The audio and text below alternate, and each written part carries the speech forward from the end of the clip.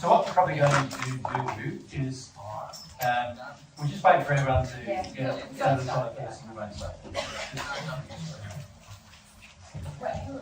No, those bladders must be empty, otherwise concentration is not possible. Yes, we could. We did the same class.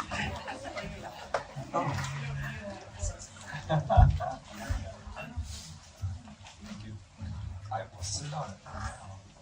This is swaying. Otherwise, if those shoes can dance, they're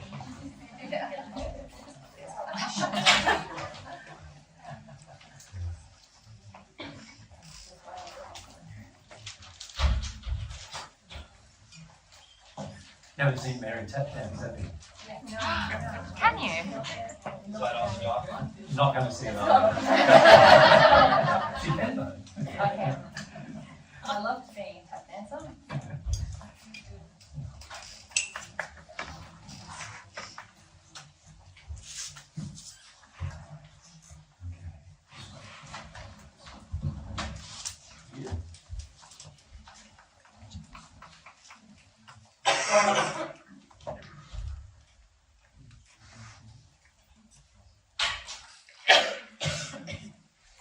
This is the last. No, one more.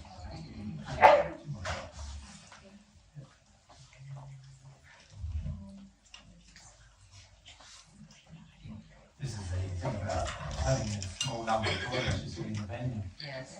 Get away. Everybody. Where in Queensland do you guys live? We're in Queensland. We live about 220 kilometres northwest of Brisbane. Yeah, Which is the capital of the Queensland. capital of Queensland.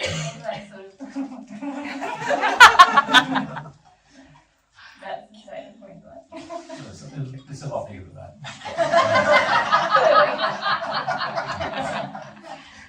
That's the east coast of Australia. Brisbane is here, and then we live about. Yeah. The Sunshine Coast is here, and It's the Gold a Coast. farming community, but it's quite dry. Yeah, quite dry. In fact, one year just recently, we only had 170 millimetres of rain for the entire year. That was a very dry year. Very dry year. But on the average, we get about 450 to 600 millimetres of rain. But we have to collect our own water. We're not like you guys who rely on lakes around your water, just pump water. And also, We have dams, but. we do have dams, Yeah. but also for us, you know how you have bores and things like that, the wells and bores and things like that. Well, the water table in Australia is getting very low, and so a lot of around where we are, farmers have been using bores and wells for many years, but they're all drying up. So, and that's going to happen in a lot of places around the world. Actually, it's already happening in the US in some places, where they've got aquifers drying up, underground aquifers drying up altogether. And at the moment, I think there's around 50% of the world's aquifers are drying up and not getting replenished at the rate they're getting used. So in Australia, we have to collect our own water from the rain, and when you only have that amount of rain, you're going to have a fairly large roof space and quite a few tanks to collect the water. So yeah, we have sort of more problems with water than probably anything else. Live on the driest continent in the world, obviously. But around us is peanut farming, like grain farming, as well as cattle farming. So are those tiers that you're building, are they rice? Sorry, The terraces, no, it's all native stuff we're putting in there. all native. Yeah. All native, native seeds and stuff. We bought around 1,000 varieties of seeds from all sorts of sources, and we planted them. And yeah, If you go on Gosway, you'll see. you'll see You'll pictures, see. yeah. If you look at Terrace Project or Regen projects, yeah, you'll see a lot. In a lot of the places that we have Regen, there's like the whole area has been cattle farmed for such a long time, and it was an old horse farming property when we bought it, and it's on one area, on this very slopey area, nothing had grown at all, no grass or anything for 12 years. Yeah. And now it's got trees. And now it's got trees, like big trees, around 6 metres, 8 metres high already after a few years, you know. And what was happening was the water was running off so fast that the water would run over the surface. It was all clay surface. So it would just run over the surface and not even touch the soil, really. Rip off all the topsoil. All the topsoil ended up down the bottom of a gully. And the gullies were like, you know, 6 metres to 8 metres deep. In the corner Of erosion gullies. And all the topsoil down there, so no topsoil. And so nothing was growing at all, no life at all. We dug, to create the terrace, we dug down, in some places 2.4 metres to create the terraces. And in that entire time, we never saw a worm, an insect or an ant or anything in this whole build. When we were out there seeding, we'd get up really early in the morning and a team of volunteers would go up and sort of, we had lots of different experiments with how to seed them and stuff, but I'd play a game with the guys of like spot the live thing, you know. And now you go up there and it's just teeming with insects and little birds and snakes and possums and all kinds of things. So. And the terraces have created a little microclimate as well, because the terraces have a bank, the way we design them is they have a bank and then a flat area, and then they come, so down the hill, so the slope is like that, the terraces go like that, straight, and then a bank, and then down. And the bank is around 1.5 metres high, so what that's done in the terrace was that when it's very, very hot days, like 40-degree+ days, the terraces themselves, when you go in and stay about 26 degrees or thereabouts. And the reason why is because there's an inversion layer that's created by the cool air getting stored at the bottom of the terrace. And so for the first 1.5 metres, about that deep or so, it's a cool layer of air that's all over the ground. So when it's 40+, there's this cool layer of air, and so things are just going nuts. Yeah. Yeah, we're very interested in soil health, you know, and a lot of problems in Australia with baking soil because the temperature gets so hot and there's nothing covering the ground. So we did a lot of work to cover the ground, and then having those banks keeps everything cool, and so a lot of microorganisms kicked on.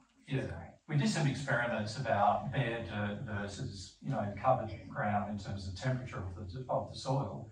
And in Australia, what's happening with our soil when it's bare, it gets in the middle of summer, it gets up to around 80 degrees in temperature, like Celsius, in the soil.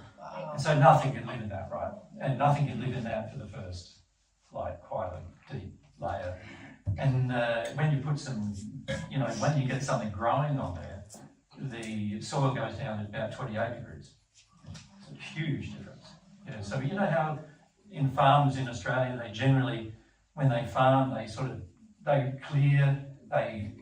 they cultivate, they clear everything. And the problem with that is that the soil now is going to be at a very high temperature for a long period of time. And so the microorganisms and everything all try to get deeper, but that's out of the growing layer of the soil. So there's all sorts of problems happening in Australia because of all those problems. Yeah. Anyway, let's talk about spirit sand. Okay, so, so there's no question. Start from scratch. And a lot of your questions actually revolve around how does rapport work between people who live on Earth and people who live in the spirit world?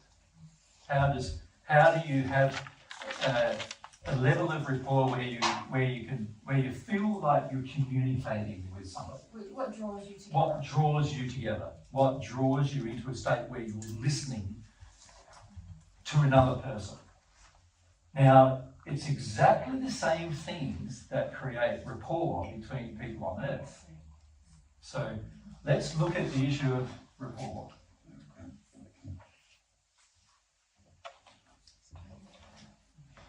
In this case, we're going to be looking at, firstly, I want you to think about when you have a friend on Earth, what creates the rapport?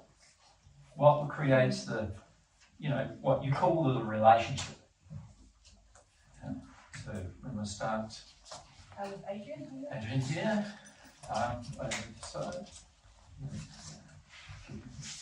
Just similar interests and Okay, so similar interests. Yep. They agree with my facade and the ones. So there has to be some level of agreement Yes. between you. Okay. They agree with how I want to feel about myself. Well, not always, do they? Like people on Earth often don't even know how you want to feel about yourself. Right. Do they? So it's So not. you could say maybe they meet an addiction. They meet. Yeah. I agree. Yes. Yes, you're right. So yes, addiction often creates rapport, doesn't it? Where I have an addiction to be superior and you have an addiction to be inferior, so now we get along. But if as soon as you are feeling like you're equal to me, I don't like you anymore. That kind of thing. So a lot of times it's about establishing also a power relationship, isn't it, with people? It's either one person feels more powerful than the other, and so therefore, and the person who feels inferior feels attracted to the person more powerful because it makes them feel better about themselves, pleasing the person who's more powerful. So you can call all of that addiction. That's all. And addictions are all sins, by the way, the whole lot of them are sins. So you can say what draws people together is sin. It draws people together a lot, doesn't it? Yes. I like to sin in the way I like to sin, and you like to sin in the way you like to sin. And if there's some kind of agreement between our sins, now it doesn't mean we have to have the same sin. There just has to be an agreement between our sins. So I think another example of that is, let's say Mary likes to sin by pleasing a man, and I like to sin by expecting a woman to please a man. Now we get along. But if I don't like to sin by expecting a woman to please a man, and she wants to please a man, I'll be annoyed with her. Does that make sense? Because I'll go, what are you doing? You don't need to please me. You don't need to look after me, right? And she'll go, yes I do, yes I do. Now there's a disagreement, right? So you can see the sin or the addiction of the person often draws them together, creates a rapport between the persons. Now here we're not talking about a good rapport, we're just talking about rapport, which can be good, can be mischievous, can be malicious, it can be joking, it can be not jokes at all. Very serious, can't it? It can be either, right? But it just depends, there has to be some level of agreement in terms of what we expect from each other. So Kevin here, and up to that. Keep going.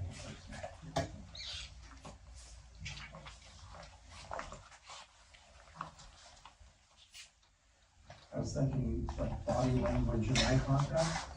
Well, what are body language and eye contact really?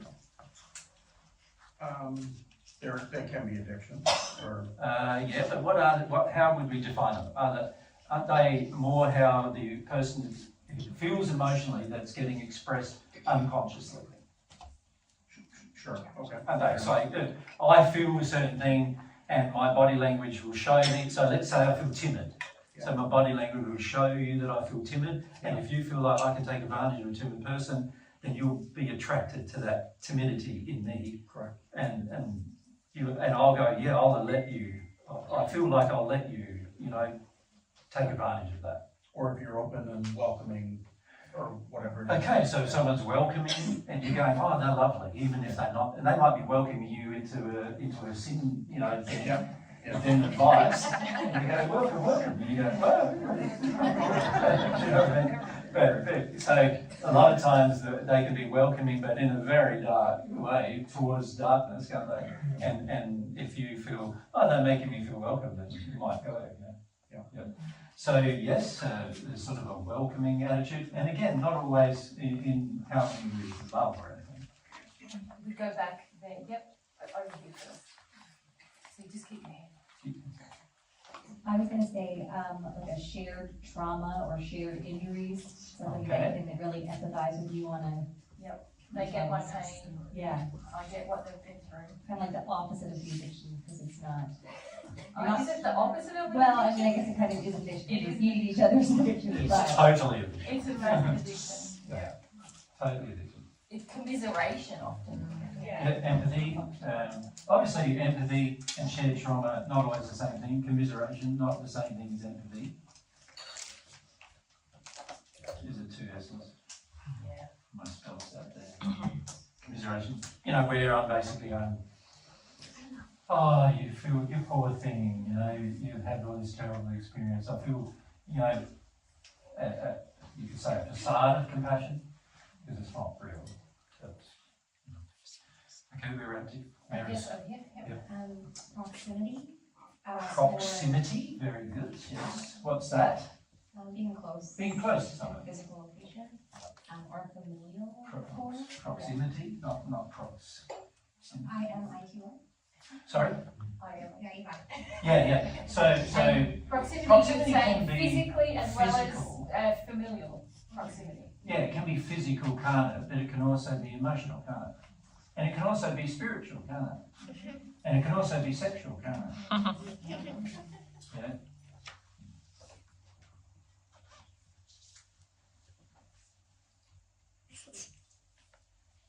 Okay. Guess where were we next? Is it Michael's? Yep. Oh, sorry, up the back. Yep. And then we'll come down. Just to add to proximity, like cultural. sort of- Cultural, yes, which is really emotional, but yes. But it's like, it's sort of like, isn't it, like, oh, this person's had kids, or this person hasn't, or this person has Asian parents and this person, you know, does, and Yeah. so there's all these things They're that from the we, same country as me. Yes. They're from the same family as me. They're from the same, you know, seemingly. religion, Yeah. these kind of shared Yeah. experiences. The reality is none of you are from a country. Hey? All right, Isn't Mike. that true? You're not Canadian. But God created your soul in a soul space that actually is nowhere near the earth. So you could say you're space aliens. Really. But you're not Canadian, you just happen to arrive at this particular location on this particular earth, right? Yeah, but it's funny how we identify as such, isn't it? Common background, experience, or history. Common background, yes. This A is lot of all these are proximity, similar, isn't aren't it? they? Yeah. This is all proximity, so we could add to that background, and what was the other one, like? History. History, History and experience. yeah. All very similar. Yeah. History, It's funny how experience, a lot of our relationships are governed by this proximity. education. Not a lot governed by the very first thing Gender. that Adrian said, which is about similar passions. All right, there's a whole area of things you're missing out so far that guide your relationships. So let's see how we go. Values and beliefs. So yeah, let's call them, shall we, moral values? Right?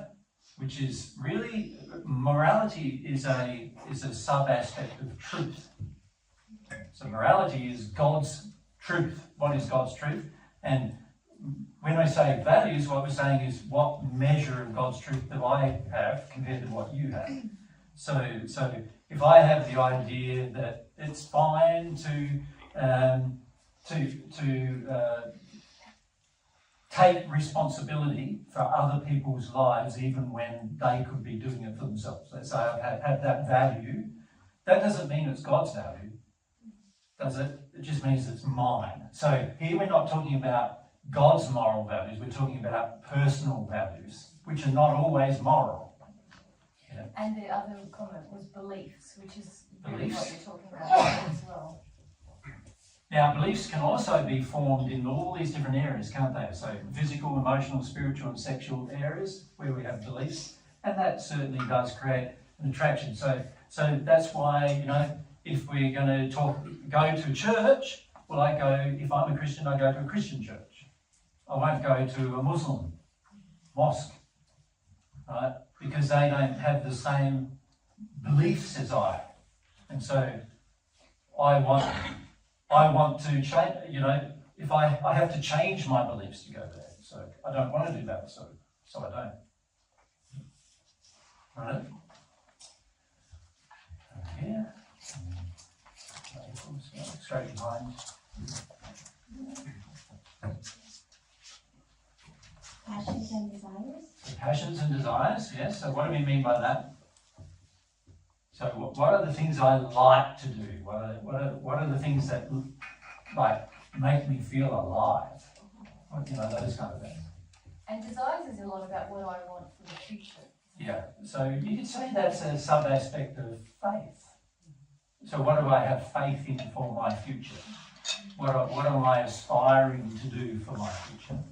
That's going to draw me, isn't it? So you could say my aspirations. So if I have the aspiration of power, can you see, I need a whole heap of people who have an aspiration to give me power in order for that to work. Right? If I have an aspiration to feel inferior, then I need a person who feels superior in order for that to work. So it doesn't mean we have the same aspirations. It means that we have codependent aspirations sometimes when it comes to having some rapport. Yep. So we were over here. My soul condition? Okay, so what is your soul condition? How loving or unloving I am? Right, so it's your condition in love. What else? What else?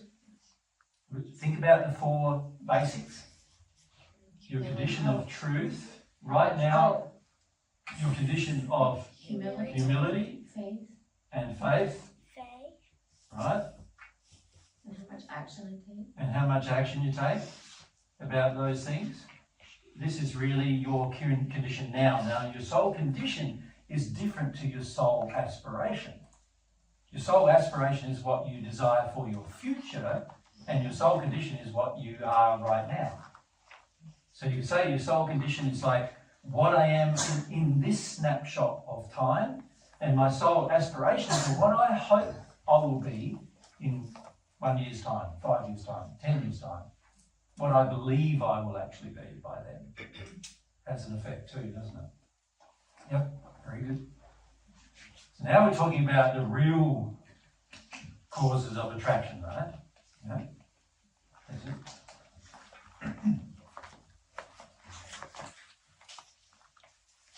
So with Paget, there's a lot of discussion about him not being in rapport with you. So was it his condition in that moment in love and truth, or? Well, the reason why we recommend that he prayed a lot was because that by receiving God's love, it brought him into more rapport with us. And why it did that is because when you pray, you're exercising faith to receive, and when you're exercising faith, your condition heightens temporarily. And now the people who might not have been able to talk to you before about a specific subject can talk to you about it now. In addition, it was important that he had some kind of Christian background, because he needed, so this background in his history and his experience and his education was also very important, because without that, we wouldn't be able to talk about concepts that he had prior or previously heard of, but now didn't really understand, because of the Bible, he didn't really understand them. But he could relate to the words, and he could relate to a degree, even though it might be in a false way, he could relate to them, and this gave us extra ability to share truth with him. So if you said you're not in rapport tonight, it is if he prayed, he could get himself into a condition for a period of time. He could, yeah. He could connect. Is that kind of thing? Yeah, even though it'd be a temporary condition, yeah. Leslie's touching on a very important aspect of rapport. That's right. Yeah, which I think. I think so. Yeah. So rapport is governed by two things actually. So all of your rapport with people and with spirits is governed by these two.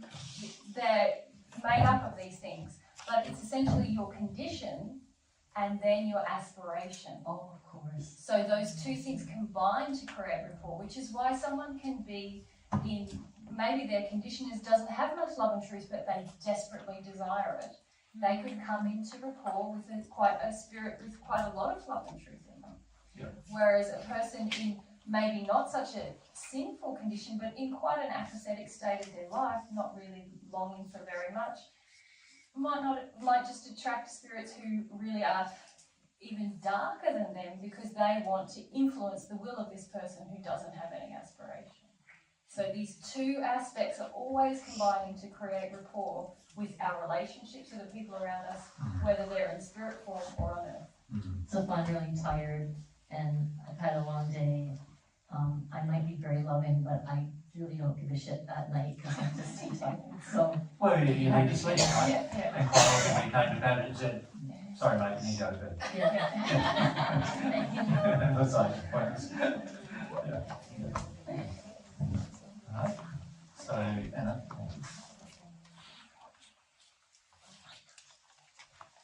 I guess it comes under action, but having common goals. So, taking action in the same direction as other people. And wanting to come together to take this action. Yeah. Yeah. Let's just, Mary pointed out, and it's very important to see, that this aspiration and soul condition are really the biggest factors, aren't they? Aspiration involves your passions and desires. Aspiration involves your motivations. Aspiration involves what you want to be influenced into, doesn't it? Like, there are times when you have a motivation to go and do something. So let's say your motivation was to go fishing. Well, to do that, you're going to need a boat, and you're going to need some reel and some line, and, you know, depending on the type of fishing, you might have a fly fishing or the different types of fishing. You'd have to understand the different types of fishing. I don't know them all because I'm not a great fisherman. But whatever they are, you know, I watched it a lot in my first century life. I fixed their net, so net fishing was definitely, you know, high on the priority back in our day. But, you know, so if you have the desire to go fishing, can you see that's going to cause you to act? It's going to cause you to, I need a boat, or I need to find a place where the water's good enough where I can fish from the shore, or whatever. I will be attracted by the desire to go and do different things. That satisfy the desire.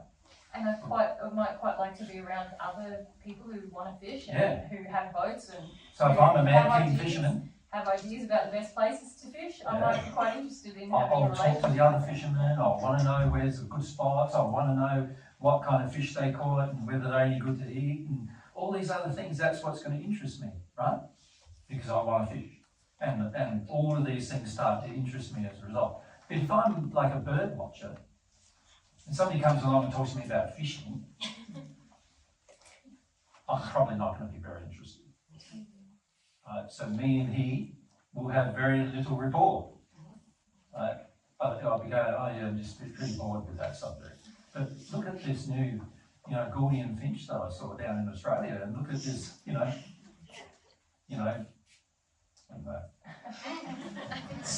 I am more keen to be a bird watcher than a fisherman. So don't get me on that subject. Okay, so But really, you could say almost all the other things that you've written on the board are all one of these two they're, things. they're either condition or aspiration, aren't they? That's right. Yeah. That's right. So if you look at even proximity, in terms of physical, emotional, spiritual proximity, well, that's all about what's happened to you in your life, your experiences and your memories. So part of your soul condition is your memories. And your memories are very important, by the way, as to determining what you may choose to do in your future, and your idea of yourself is very much determined by your memories. Your experience in life, very much determined by your memories, right? So your memories play a huge part in a lot of God's laws, actually. And we can talk about that another time. But you can see that soul condition is a mixture of these things. What's my condition of love, my condition of truth, my condition of humility? So when we talk about addiction, that's about condition. When we talk about sin, that's about condition. When we talk about wanting to sin, that's about aspiration. When we talk about wanting an addiction met, that's about aspiration. When we talk about being in agreement with somebody, that's about an aspiration. But it's also mixed with my condition. I might want something, they're willing to give it, so now we enter an agreement. Similar interest is about what my memories have determined. Like oftentimes, I'm interested in a thing, and then I discover a new thing, and I go, oh, new experience, new thing. I'm interested in that now. So now I run around trying to find anybody else who's interested in that, so we can talk about it and find each other interesting. Yeah. Shared trauma is about memories. And my attitude to that trauma is a lot about my aspiration, isn't it? That's right. So what I want to do with it. Do I want commiseration for my trauma? Do I want to deal with my trauma? Do I want to live in my trauma? Yeah. Do I want to move? Do I want to justify my rage in my trauma?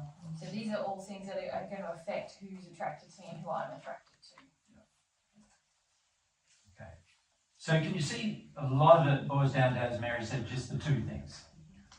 And all these other things are really part and parcel of these two things. Right? So now we know how we establish friendships and rapport with people. Spirits of people, right? That is people who have died. Right? And oftentimes we don't know how long ago they died, but they've died and they had a life on earth and now they die, now they're in the spirit world. And some of them haven't yet had a life in the spirit world because they're so earthbound because of all of their aspirations and their condition. They don't want to go anywhere else other than earth.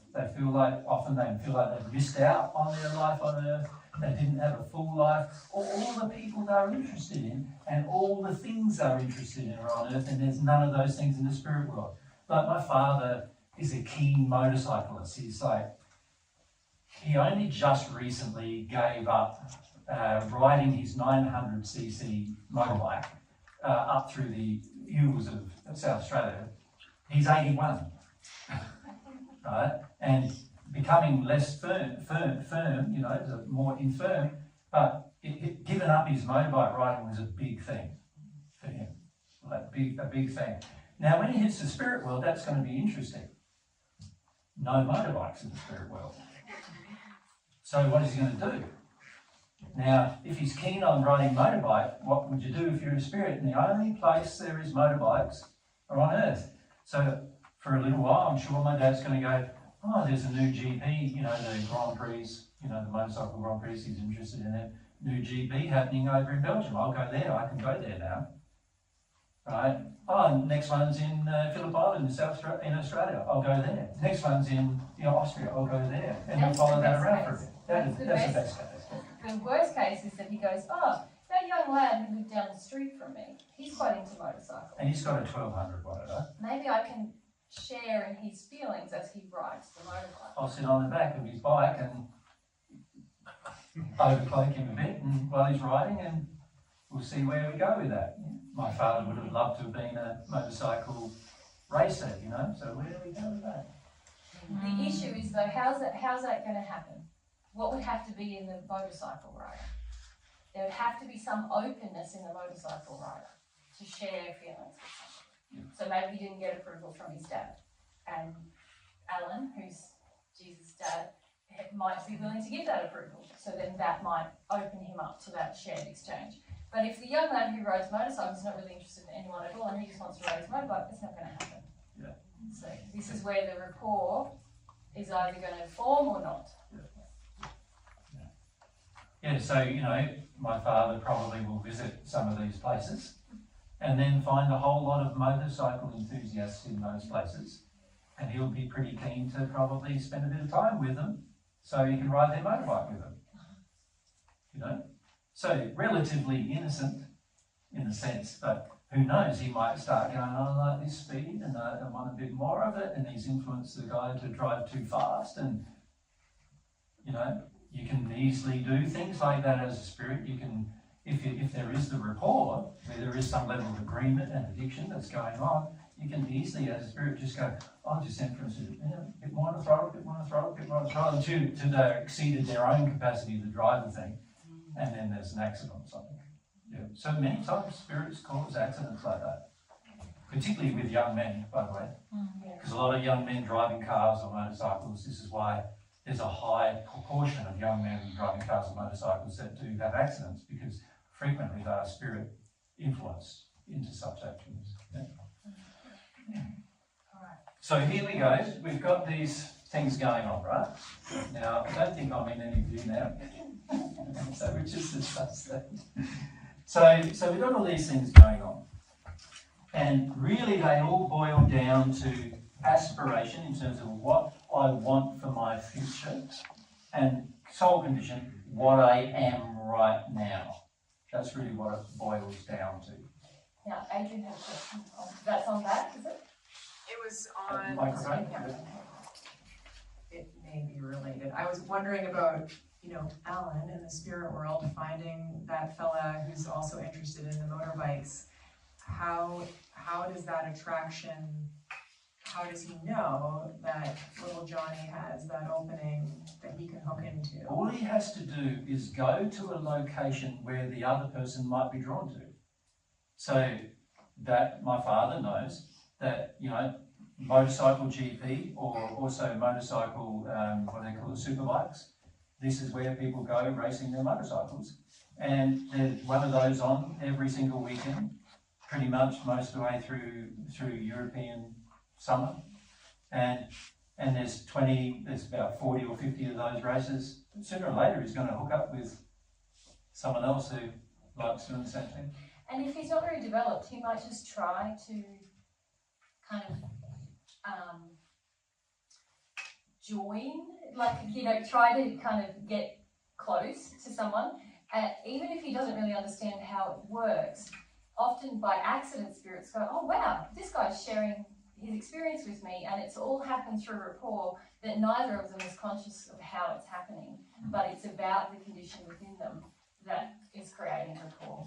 So it's just like an attraction that. It's just like when you make a friend, you don't go, oh, why is this happening? It's just like, automatically, oh, this is nice, I like this person. Yeah. And my younger brother, he's a motorcycle, he likes riding motorcycles too. He's got a 900cc motorcycle as well, that's actually sitting in his living room. And because he views it as pretty important. And so, in my dad's case, he could just overtake my brother. That would be simpler, and go riding with him, which is what he's done when he was on Earth. But both of them used to go riding together, so just a natural thing, isn't it? Someone's going riding, well, I'll go for a ride with him. Yeah. Or how many people who've lost a parent say, oh, when I just do this activity, I really really feel feel mum my and dad dad. with me. Or I really feel my mum. Exactly what's So happening. you are feeling well with that. Yeah, they're right there. It's probably on, if it's on a motorcycle in the car, it's probably on the passenger seat. Probably. Yeah, makes sense. Yeah, so come across to Ella and Just keep your hand up. See which person wants it going. yeah, up to back and then down. My question has two parts. So if I'm in denial of my soul condition, Yep. versus if I know my soul condition that I haven't dealt with yet, Yeah. can it still be more protective from rapport? Well, if you're in complete denial of it, obviously that's the least protective. Yes. If you are sort of aware but not yet awakened, Yeah. then that's a better state, Okay. but still not going to really protect you much more than being in denial. Because there's constant battle going on. That's right. Yeah, it You requires have a to lot of awaken before you're energy. going to change, Yeah. so that's going to be the most protection, That's because aside from actually curing the problem. when you Okay. awaken to sin, there's a change in your aspiration. Oh, okay. Correct. Do you know, when you're aware, you're like, You still this is hear my soul these condition, but Yes. my aspiration is I still want it. Yeah. When you're awake, that's that icky feeling of like, oh, gross, I don't want this anymore, Yeah. even if you haven't dealt with it. And so that lessens the rapport. Aspiration has a very large impact on your rapport with spirits. And that requires awakening. Yeah. Because now I But can. repentance. It requires repentance. Right. Yeah. Which requires awakening. Yeah. So once I want to repent for any sinful addiction that I have, now I'm in a completely different state. And then when I actually repent and actually, something completely changes in me, I go through either emotionally or I receive some of God's love and the causes are taken away. Now my aspiration and my condition have changed. And is there a benefit to knowing your soul condition as a totality, or is it just work at one issue at a time? Well, obviously, the less you know, the more prone Yeah. you're going to be influenced in ways you don't know. Yes, Makes sense, doesn't it? okay, The less you know about yourself, okay, and the more you're acting in your addictions or, you know, your sinful condition, the less you know about yourself. The less you know about yourself, the more open you are to being influenced in all sorts of ways that you don't understand.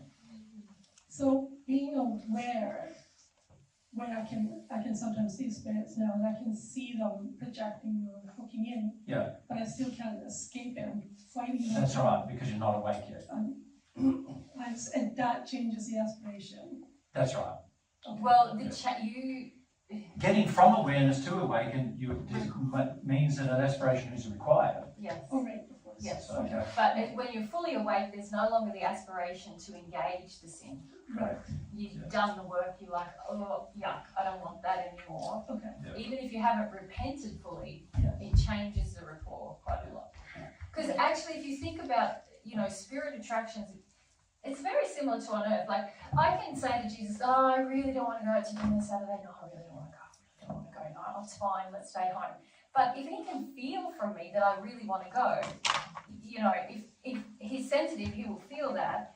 And it's even more with spirit. You know, okay, if I had a detuned husband, he'd be like, oh no, she's fine staying home. yeah, But obviously I don't, so he's like, you want to go to dinner, or you know, whatever. But a spirit is like, you want to go to dinner. I can feel that. Yeah, I can feel that. I can Well, feel you can that. say whatever you want, but So I'm better off saying. Whatever you say means nothing to me if I can feel the opposite thing. yeah. So I'm better off embracing that feeling that I want to. Dale, I don't want to get into Sorry, a discussion sorry, with you about those okay. things. Yeah, we just want to answer these questions at the moment. Yeah. Let's stay principled. And staying on the principles. Yeah. I guess I just wondered, is overcloaking always unloving, or is there a time, like as long as he's not causing the bike rider, for example, to go too fast or to get out of control, is there anything wrong with him going for a ride with the bike rider? Yeah, it's always unloving. Okay. Because you're trying to share in another person's emotions all the time, rather than have your own. Okay. So it's always unloving, yes. The only From God's purpose perspective. I can see for overcloaking is like trance mediumship. Yeah. Where it's very open. Where I'm now somebody- going to let a spirit take And when over you my find body. it, though, transmediumship, what it is let's say Mary sat down and she decided, through a decision of her own, she decided she was going to channel one of our spirit friends to you For a limited for a time, limited time. and I was honest with you about what was about to happen. Then she might go into sort of what's called a trance, and the spirit will come, take over her body, talk through her, and then the spirit will leave. But she knows Mary is in control of what's happening. She knows what's going on. That's the only time it's like that. Yeah. And even then, I'm going to do it for a loving purpose, That's right. not an addictive one, because that would, you know, if I just wanted you to praise me or adore me for this ability, then I'm sinning and it's not loving again. So is there ever a time that you can feel a loved one that they're not overcloaking you? Yeah, many times. Okay. So just being able to differentiate that. We'll talk more about the details. Let's focus on the principles first, because a lot of your questions get answered by understanding the principles. Yeah. Okay.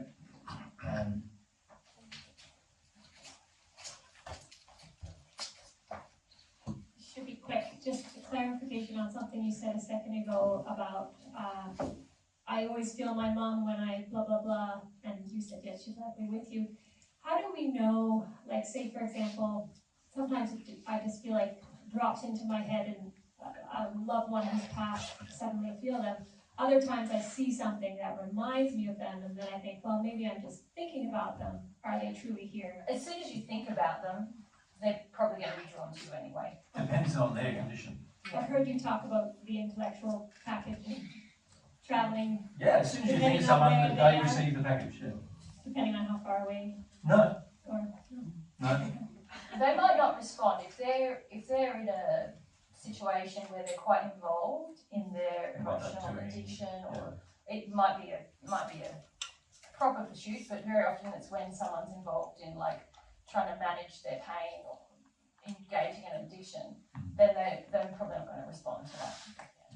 And it also depends a bit on your intention and aspiration at the time. If you're like, oh, Uncle, you know, Uncle Yeah, but Jack. it's every thought package comes out of you and does the person who has it on the receiving end of that does actually feel it as a package, and then they make a choice of what they're going to do with that package.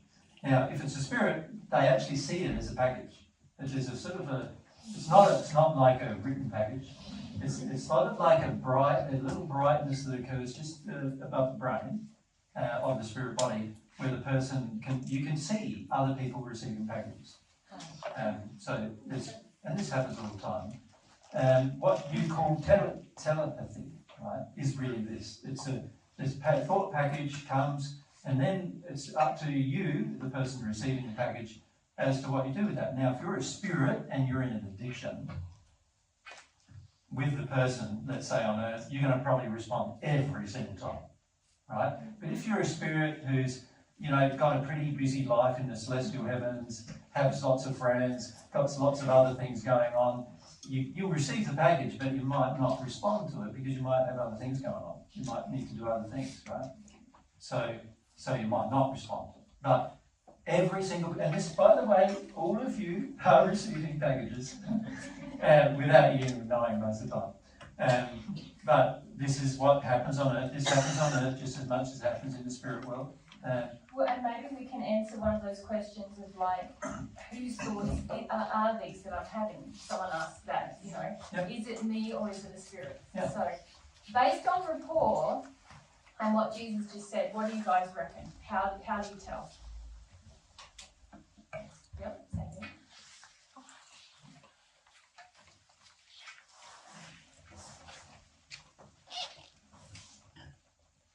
I don't actually know if this is based on rapport, but maybe seeing if is this my personality, or is this something that I would normally think of, or does this seem outside of my normal thoughts and beliefs? Yeah.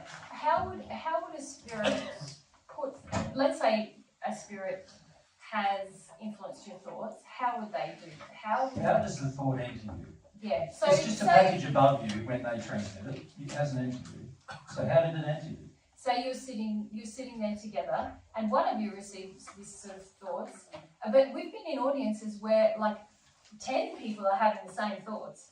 Even more. Even more. All of you, you can feel it descend sometimes. It's like when people get very triggered about something, or they're very, and suddenly people will come up to us afterwards and go, I felt bad about you in that section. I was thinking this or that, or sometimes sexualized thoughts happen for people, all surrounding one person in a group. And 2 or 3 people, if they're very honest, will go, oh my gosh, that happened to me too. So they've obviously received some thoughts there. So the thought package has been delivered by somebody, and they've actually allowed that package into their mind. So there's got to be a reason why you would allow certain packages into your mind but not allow other ones. And why other people in the group didn't have that experience. So maybe if you receive it, you have some kind of opening where if it's attacking spirits, maybe you feel like you deserve the attack. Correct. Or you have a feeling, sometimes say it's where you're having a feeling suddenly to attack somebody else. Sometimes you can have a feeling that attack is justified, but sometimes you can just have the belief that if someone's attacking, I should just do whatever they want. It'll calm them down. And then you end up taking on their thoughts. Yeah, so fear of their attack. No, it's really actually a belief. It's a belief that the best way to calm down someone who's really upset is just do whatever they want. Yeah. Yeah. So if the person you can feel is angry, delivering the thought, and you've got a feeling inside of yourself that I've got to pander to an angry person, then you'll receive the thought. If you are worried about sexual abuse in your life, not that you necessarily had it, but you're worried about it. You worry that, you worry about your sexual feelings, for example. Now any spirit can transmit sexual feelings to you and make them seem like they're yours. Like sexual shame? Yeah, like sexual shame, for example. They can do that easily enough because you're worried about it all the time, so you've got an opening. There's a rapport there straight away. Your condition is allowing the rapport. Your aspiration is, I don't want to feel my worry, I don't want to feel my fear, I don't want to feel my fear. Yeah, which actually attracts more of the thing you worry about, obviously. Which all of you know, right? You start worrying about something, what do you find? you start finding, that's why they call it Murphy's Law, isn't it? But it actually happens because the spirit can feel they can exploit it in you. If I just come to Sandina and I just tell her she's terrible, and she doesn't want to feel about that, then she's going to do whatever I want. Because I'll stop telling her, it'll say, you're not terrible if you go and do that thing. It's just the way people manipulate each other in relationships as well. So.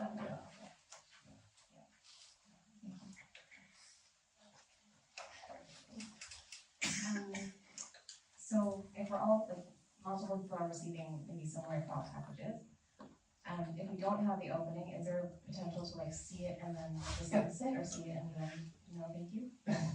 Yeah, like often I have that where I can feel, I don't see a thought package or something, but I can feel spirit's intentions around us. And I've had the experience where, initially I would just take on a spirit's intentions. I have that belief, like, calm Dave down, just do whatever he says. That kind of a feeling. So then I would take on all these feelings. I'd be channeling feelings that weren't even my own. And then over time I'm like, oh, hang on, no, that's not a good thing. Deal with changing my aspiration and my condition. But I could still feel the spirits and their intentions. But I just wouldn't take them on anymore. So your thought packages under those circumstances get delivered, but you're not taking them on, you're not acting upon them. And I don't even feel like thought package. I'm feeling like feelings. It's just a different sense, isn't it? Yeah. Well, there's also feeling packages as well, obviously, which are more powerful than thought packages, by the way. The thought is relatively easy to dismiss. A feeling is a lot harder to dismiss. So an example of that is if a person says, I'm angry with you, but they don't really seem very angry, then you're probably not going to worry about it much. But if a person's angry with you and they're really angry with you and they're in a furious rage, now you can feel it, right? You can feel the match-up between the thought and the feeling, and now it's like very hard. Now you're going to have to do some things to deal with that. You have an example of that on Friday with one of the ladies who asked a question who was angry with me, right? Yeah, right at the end. But in terms of the question about how do I tell what's my thoughts and spirits, in my experience, I've had to want to know what my condition is. So be sensitive to myself, understand my own feelings, because then I can differentiate someone else's, But often when we want to deny where we're at, what we feel, what we think, that's when we're most open to having things given to us as our own, and we wonder, is it me? And also have an aspiration to be moral in terms of God's morality. So that helped me immensely. But, until that you want to do that work, gets confusing sometimes. You can rely on those things that you said, like, is this really my personality? Do I feel like this usually, or has this happened all of a sudden? But the more sensitive you become to your soul condition, your actual condition, even if that's sin, you go, yeah, that's not my issue, you can tell. And that's when and also if you have this aspiration for morality, then you can actually start to say, well, that's not me, who is that? And you can start to just sort of identify who's around you, actually. Sort of establish the bona fides of the people who are talking to you. And it helps you also to understand, it's sort of, once you have that aspiration, you can learn more about your condition as well very rapidly, because you're like, well, why does this person think that they can say that to me? What is the opening in me? All those kinds of things. And so it can help you immensely, actually. As long as you're humble. Okay, so everything is about the condition and the aspiration, right? So now when we look at a lot of your questions, we can start to answer them very clearly, can't we? Understanding that everything is about either your condition or your aspiration. So let's look at I think Mary took I've got a bit of a snapshot of some of the questions. Yes. So what she's going to do is read out some of the sort of questions that you had, and then we'll try to relate it back to this principle of soul condition and aspiration and what's going on. Okay. Top of the list, the Holy Spirit talking to me. Do you want to answer that one first? Yeah. Yeah. So, does the Holy Spirit talk? No. No. What is the Holy Spirit? Conduit. It's a conduit, but it's an energy. It's flowing from God to you, isn't it? It's a conduit which is God's energy being established through the law, that the love through which needs the conduit to flow to you, to your soul, it has to go through something, and the Holy Spirit is that thing that it's going through. So it doesn't talk to you. So, and God talking to me as a voice as well. God doesn't talk to me in a voice either, because to talk in a voice, he would have to talk to my spirit body and my physical body. Both bodies are created by whom? Humans, yeah. You know, through the procreation, right? Yeah. What God's communicating with is the soul. And so God communicates with your soul. Now, your soul does have hearing senses, but the majority of them are based around your emotions. So God's going to talk through emotions, not through words, through any of the things requiring your intellect either. So, and also it's dependent upon, God will never talk to you unless you want to be talked to from God, right? So through your emotions. And so if something just, all of a sudden you hear a voice from God and you didn't even have a thought that you wanted that, it wasn't from God. You understand? Because God honors free will. So so then we need to say, if I feel like I'm guided by God through, not through my aspiration, but like Sarah was saying, sort of drawn, Yeah. or if I hear the Holy Spirit as a voice, or if I hear God as a voice, what's going on? We need to answer that question. Yeah. What do you think must be going on? And how do I tell what's going on? Yeah. Well, it's pretty easy to see what must be going on if you understand the truth about how God communicates. So what must be going on? Spirit. There has to be a spirit who doesn't honour free will, who does not honour God's truth, who is prepared to masquerade as God to you, given that that's what you believe, and he's prepared to masquerade. So what does that tell me about his condition? It has to be quite low. Right?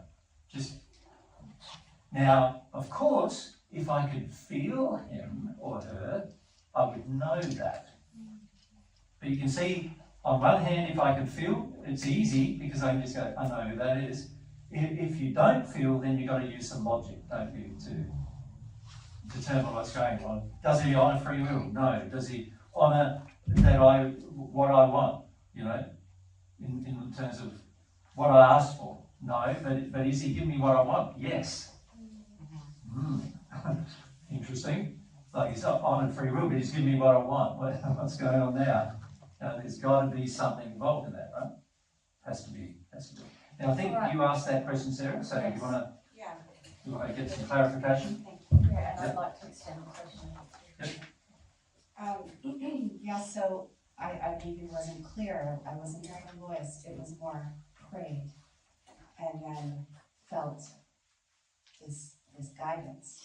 Do you know what I mean? Still not God, right? Still not God. No, but it might be a well-intentioned spirit. Yes, that's where I want to. So it could be a guide? Of course. Okay. But if he's encouraging you to do something that's loving and to your benefit, then he's a good guy. Okay. But the problem is, what's your definition of what's loving? Yeah.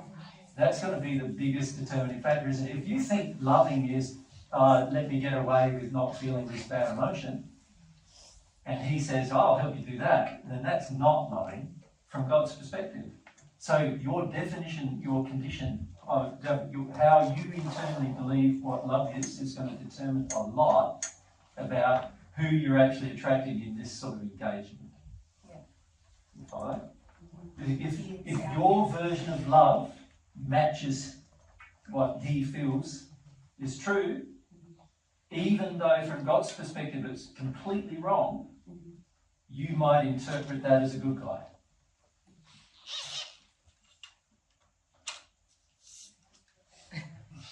So, okay, but I won't get into the example. That is like the healing of my daughter, and each step got her to the place where she was healed. So. But by your own admission, you and your daughter haven't dealt with the emotion that created that illness. Correct. Yeah. So who do you think it was? Bad guy. Well, when you say bad guy, let's define. A really bad guy is malicious, wants power over you, wants to destroy your life. That's a really bad guy, right? Yeah. A person who thinks they have your best interest at heart will feel to be a good guy, but he's still not completely obeying God's laws himself. And that's the class of spirit that you're attracting in this regard. He thinks he's a good guy, and he is better than a bad guy. He's not someone who wants to destroy your life. He wants to help you. His motive for helping you is about helping you get over the thing without having to go through something, though. Yeah, and actually, this guy's feeling is you can't cope with it. You can't cope with it. And you shouldn't have to. You shouldn't have to. I'll help it. I'll help you. You know. It's too hard for your daughter to cope with it, too hard for you to cope with it, so I'm going to help you both. So There's the rapport. There's the report. You have that feeling. You feel, yes, it is too hard for my daughter to go through it. It's too hard for her to go through the emotions that cause it. I don't want her to have to go through those emotions. There's your report. And now you've got faith in this person. Yeah. And So you therefore, listen more. now he can share information with you and say, this is what you do, that's what you do, this is what you do. And a lot of it might be right, actually. And then he can tell you what to do, and you do it, and do it all, it gets better. But the actual emotion causing the problem is not resolved. Yeah. So that doesn't mean she's permanently better. Or you. For you. But, and this is going to be the tricky thing, is that now if you say, oh, my aspiration is changing, I think I want to deal with this emotion for the good of me and the good of my family. So this is developing. But you've got this very strong rapport now with this guy who's like, Sarah, I know what's best for you. Remember? I helped you with all this stuff. You can trust me. Here's the feeling of me. Remember this feeling of me? And then what tends to happen is when our aspiration and our condition changes, there can be a bit of a tug of war go on. Because you know, you're like, it was so easy when I listened to him last time, and I don't know if I really want to go there with this emotion, and then if he's not, if he's kind of a bad good guy, if we can, put another category in there, it's a bad guy. So we call it a good guy in delusion. Yeah. Well, does it feels quite confusing. So, yeah, and it will for a while. It will, yeah. So when it's actually God speaking to you, not in words, but it's not confusing, you just know. No. You have not yet had God speaking to you. So everything at this stage has been Spirit speaking to you, trying to get you to do different things, trying to improve your condition, trying to improve your life, trying to help you with your life. Truth and love and these things. And some of them are trying to help you with the soul condition in a proper way, and some of them are like this Spirit who's trying to help you avoid it. You understand? And this is very common for most people, right? But not yet, because haven't experienced God. Because when you do experience God, you will firmly know, and it will be also in combination with the conscience, you will know. Yeah, it'll be like, okay, got it. Can I just point out that even you asking the question was a demonstration of how the conscience works. God wants you to ask the question so you'll see the truth of what's going on. You're not wanting, he's basically saying, find out more about this because it's not me. You want me, Sarah. You want me, Sarah. This is not me. This is not me. Don't think it's me, right? Find out more about what's going on, and that caused you actually to ask the question.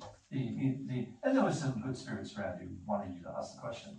And so, in the answer of the question, you get, okay, this is just a spirit who was trying to look after me and my family, trying to look after your daughter too, but doing it in a way that he wants to progress, which is to avoid his feelings. Yeah. We can talk to him later one time when we're private with you, and you can get to know him more. And when you know him more, you'll understand when he was being around you, which has been quite a lot. He's trying to help you, right? He's not what I'd call a bad guy. He's not a person who's malicious, trying to destroy your life, or he's trying to help you in life, but his method of helping you is the method that he wants to be helped in. It's not the same as God's method. Makes sense? Yeah. So, for your daughter to be completely cured, she will need at some point to go through the emotion. And that's what he feels.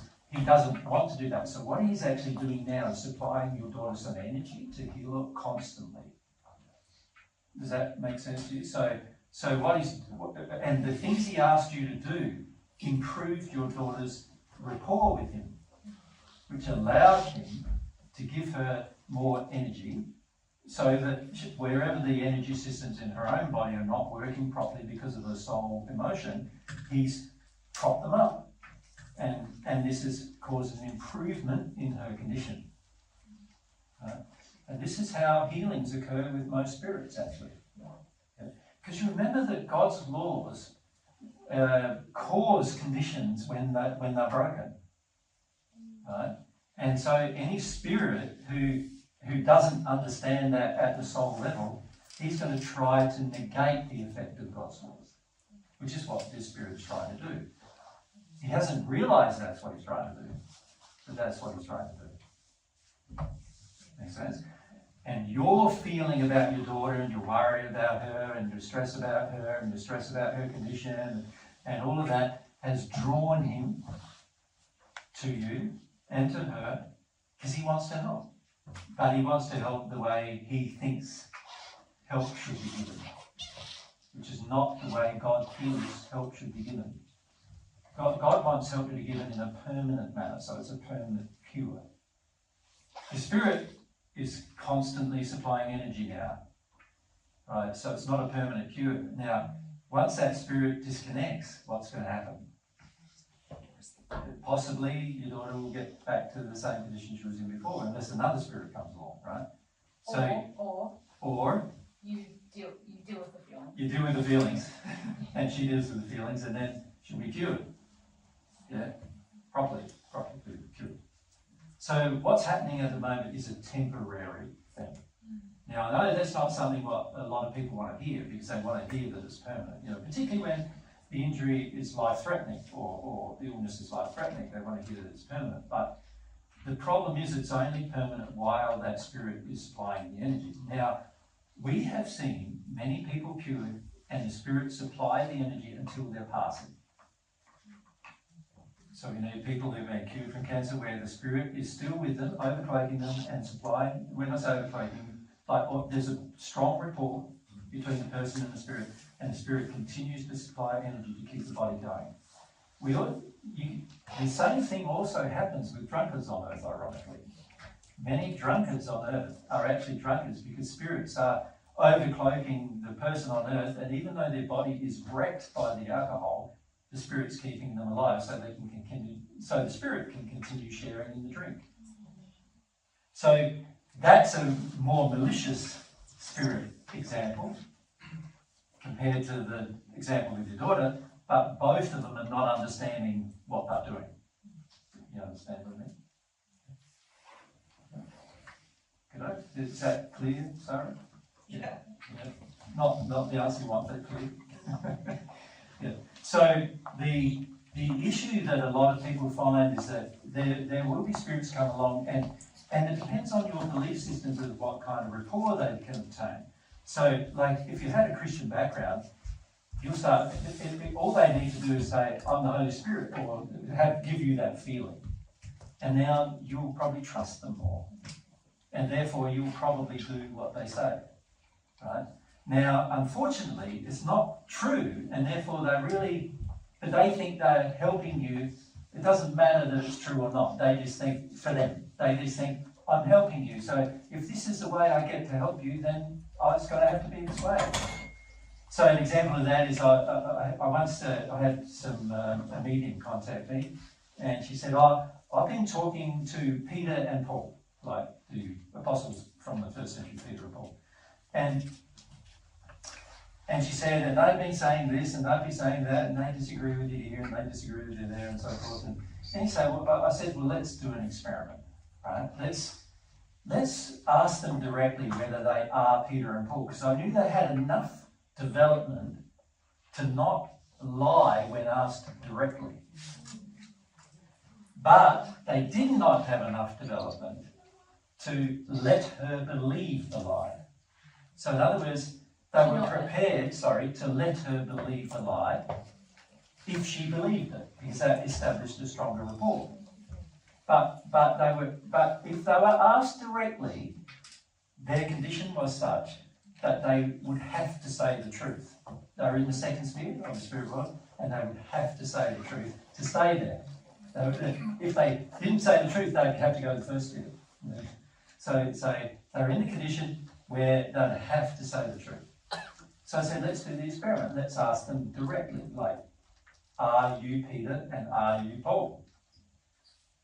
The answer immediately back was? No. Now, this woman on earth had believed that they are Peter and Paul for nearly 12 years. So you imagine the effect it had on her. She was like gutted. She never spoke to me again, and she never spoke to those two spirits again either. And she was so upset by the fact that they claimed, well, she thought they claimed, but what happened was, she wanted Peter and Paul to come to her, and these two spirits came because the desire wasn't actually pure in her. It was all about getting some power over others and getting some popularity as a medium. She was quite a good medium, but she wanted this sort of, I'm channeling Peter and Paul feeling, right? And as a result, these two spirits came to her from the second sphere and started channeling information to her, which was often quite accurate, which then just increased her feeling that they were Peter and Paul, right? And of course, as a person in the second sphere is more loving than you. So how do you tell how loving they are? You know, if you just feel that more loving than me, so, I got to trust them type of feeling, which is what she felt. She'd been trusting them for 12 years. And then after these discussions, she didn't want to talk to me anymore because she was worried about what else might happen through the conversation. And she also didn't want to talk to them anymore because she felt she couldn't trust them either. Right? Which was very unfortunate. I said, I did try to email her back and say, we can talk about this more, but she just would not. Yeah? There was another medium that I visited with John the Apostle when he was on it. And we went to see this medium, and this medium was able to channel who we were to us without us asking. So she was able to say, you're Jesus and you're the Apostle John. Right? So the spirit with her had enough knowledge of what was going on to be able to channel that. I went to her again. We started talking about the development of the spirit with her because she was not able to channel any more information. And as a result, we just started discussing the spirit with her. The spirit with her was a natural love spirit which was receiving information from celestial spirits and transferring it via the medium to who she was talking to. Right? So it was like celestial spirits talking to another spirit, and then the spirit would talk to the person through the medium to a person on earth. So you'd ask her a question like, should I eat meat? And she'd say, yes. And then I'd say, who said that?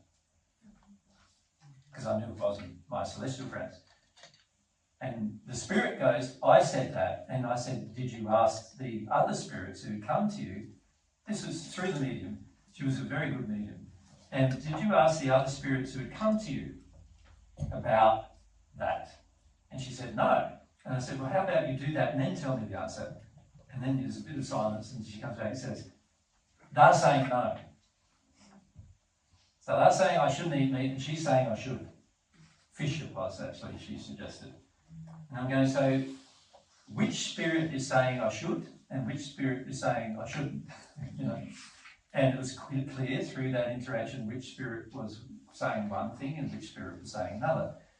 Anyway, through that process, we eventually got to know the spirit a bit. And in getting to know the spirit, eventually we talked to the spirit about receiving love from God. And as soon as she received love from God, this is a spirit who had been with the woman for all of her life. She was a medium from childhood, and all of her life this spirit had been her guide, or the person who she was sort of the primary contact for the medium.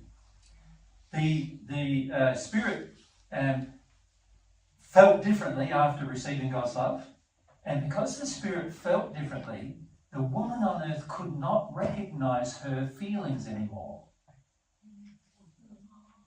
and they lost rapport. Now, the medium blamed me for that. She said, what did you do to me? You're evil, what did you do to me?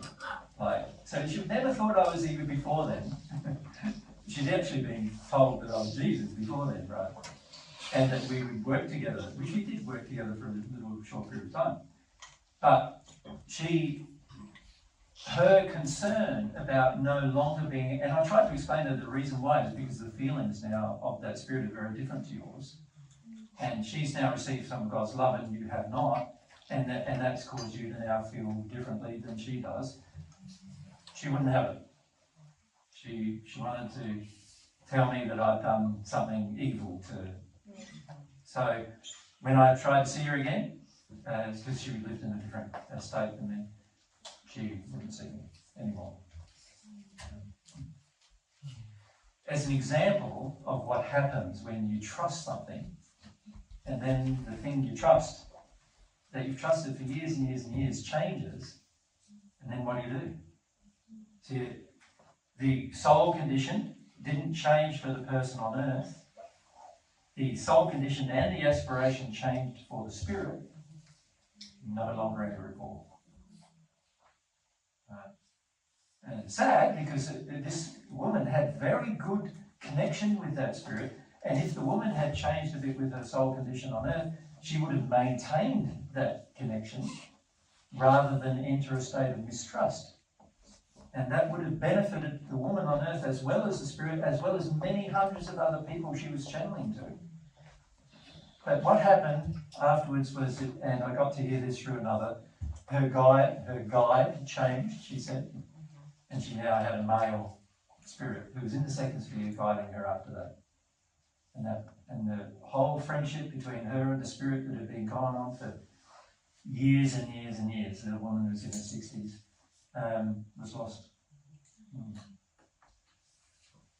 All right, well now everyone just feels like, oh, it's bad.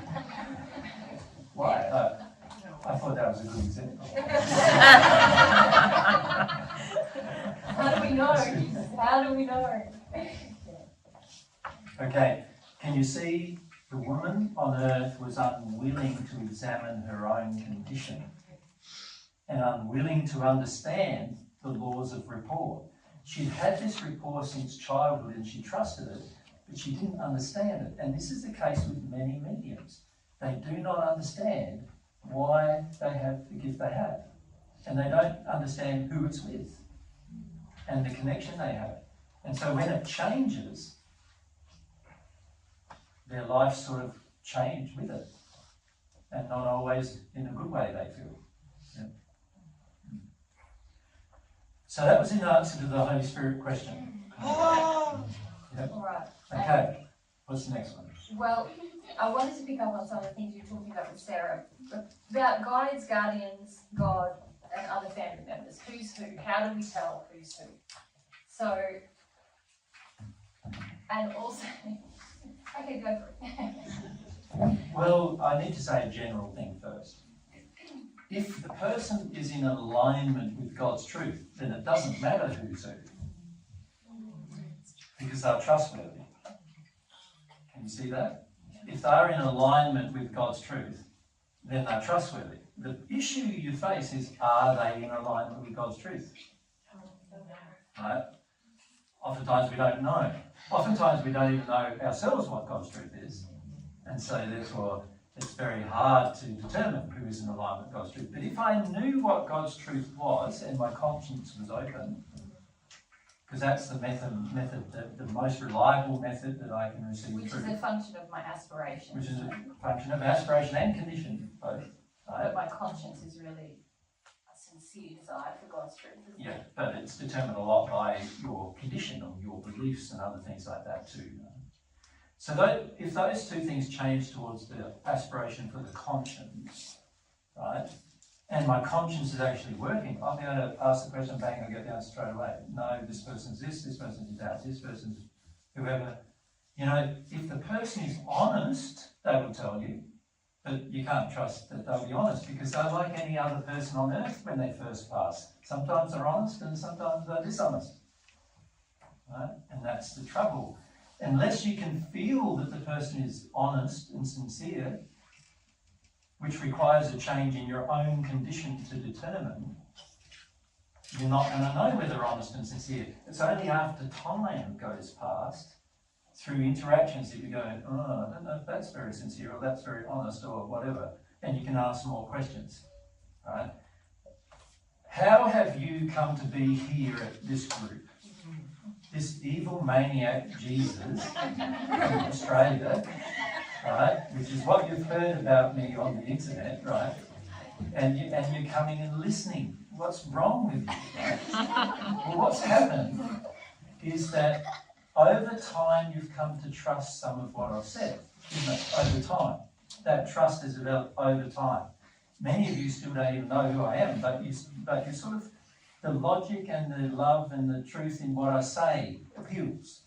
And for those of you who have applied it, it's changed your life. And so that causes you to trust somebody more. You understand? Well, the same applies with your relationship with spirits. If you put something into action and it seemingly benefits your life, you've got to ask yourself, are you avoiding something and it's benefiting that, or are you dealing with things and it's benefiting that? Because if you're dealing with it and it's benefiting that, that's in harmony with the truth. If you're avoiding things and it's benefiting that, then that's not in harmony with the truth. Right? So you can easily tell who the person is by, over time, by examining what happens. I often feel that when we talk about a lot of the principles we've talked about this weekend, sin, spirit interactions, all of these things, I understand there's a very strong desire to, like, what is the truth? How can I know right now? What's my sin? How do I, and how do I awaken to it right now? Or how do I know who's around me? But God's way is if you're developing your soul, you're developing your free will, you're developing your awareness, you're developing your sensitivity.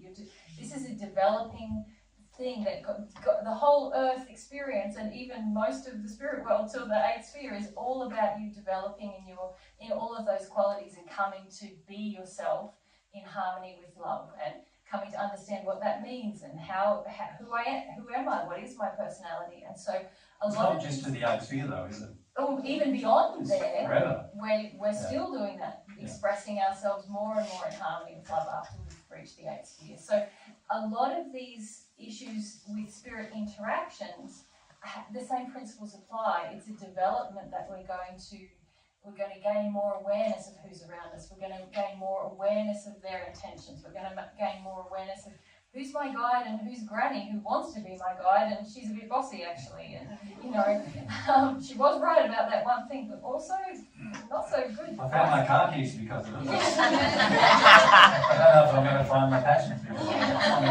She really wants me to have a house and 3 kids, and and I don't know if that's me. Yeah, so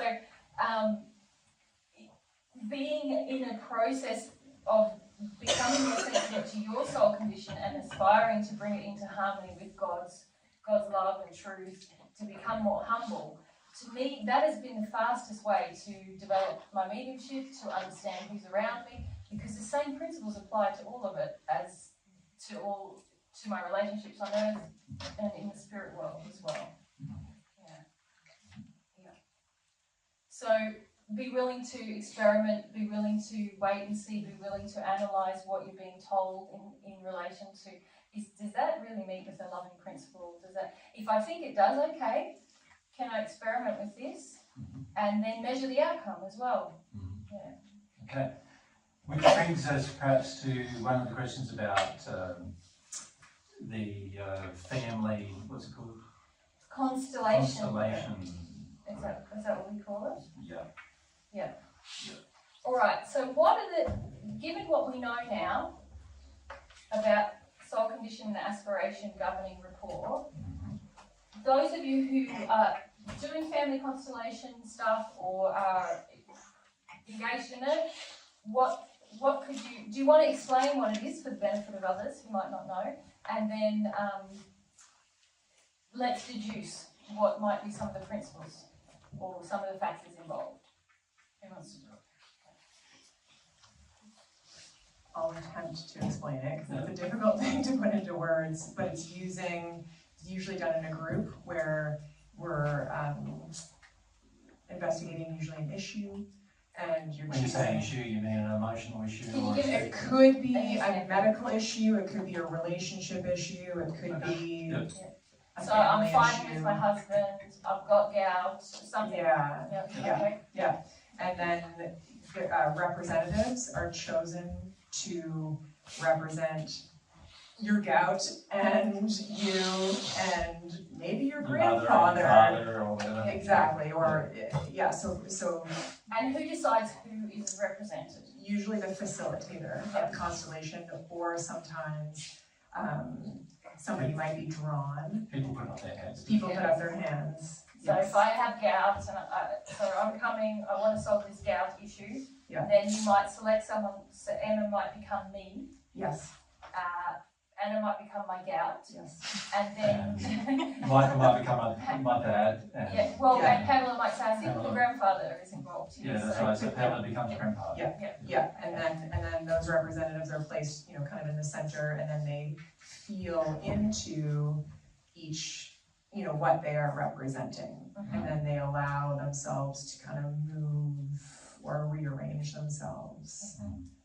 And And do they speak? Do they?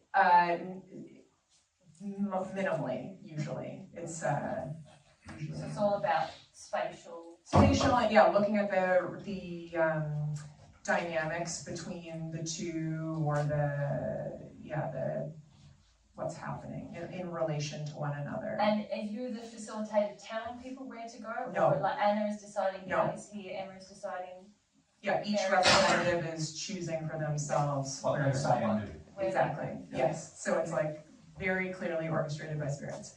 Very What clear. to do. Yeah, so- Very clear. Amazing.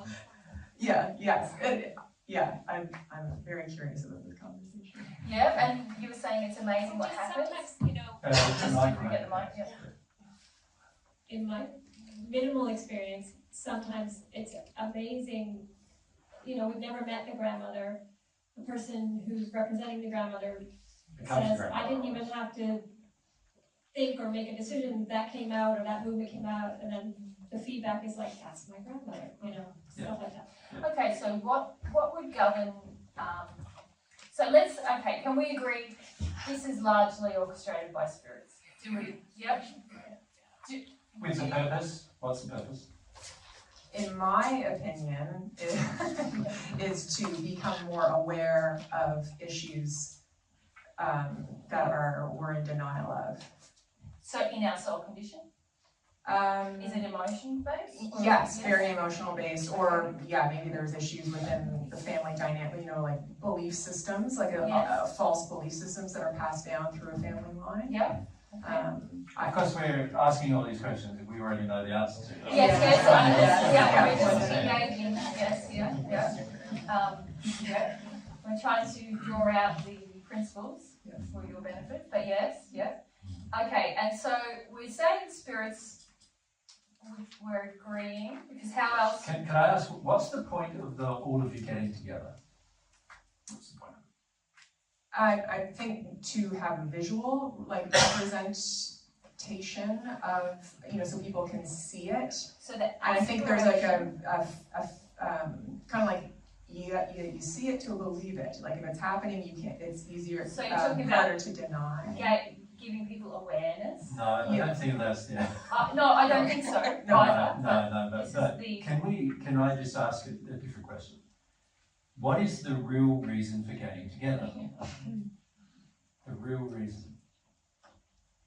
What, like if you had to, Personally, I've found it helpful. It's a lot, some of these things where it's like, okay, I'm finding people who are wanting to explore, go deeper, like these similar interests of wanting to, What's the real reason? we're saying it's. That's not the real reason. What's the real reason?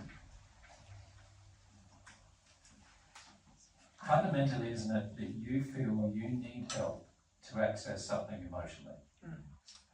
Isn't that the reason? Me. I was really resistant to doing it. Yeah.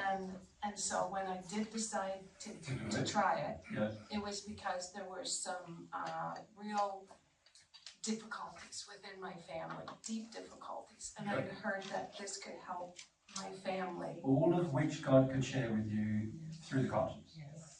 All of which God could do with you individually without needing help from anyone else. But can you finish your story? What happened? Because I think I know what happened. So yeah. So we did it, and with your family or just you? With just family member and me. Yep. And I mean, I was part of it. Yep. And so that was a couple of years ago. And there have been some really amazing positive change within my family that I never thought I'd see. All right. Big, like, further family, uncles and aunts. Yeah, so people who weren't involved in the, yeah. So, why do you think that might happen? Yeah. Well, I don't really know. All right, yeah, let's talk about it. So, if we know this about rapport, spirits who are going to be involved in this are going to be drawn by the collective aspiration of the people involved. Can we agree that that's logical? Yep. So, if the aspiration, clearly one of the biggest aspirations Jesus has pointed out is, I need help, I can't cope, right? So that's one. I want a magical way of solving this problem.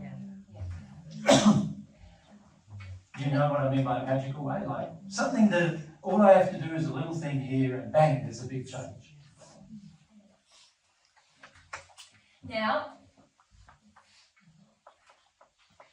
I would say that that's almost one of the more innocent aspirations, actually, because depending on who is facilitating it, there could be other aspirations that are affecting the rapport to which spirits come. So if say the facilitator is like, I just want to help people and I want to bring awareness and I want, these aspirations are not in harmony with God's way, but they're not malicious or evil, right? So that's going to govern a bit who comes to help spiritually. If my aspiration is, I want to feel important doing this, and actually I want magical fixes for people, and actually it should be easy, and actually I love how everyone goes, wow, this really helps, and all of these kinds of things. Can you see immediately my aspiration, and if I'm the facilitator, I have the biggest impact on rapport. We're getting darker now, aren't we?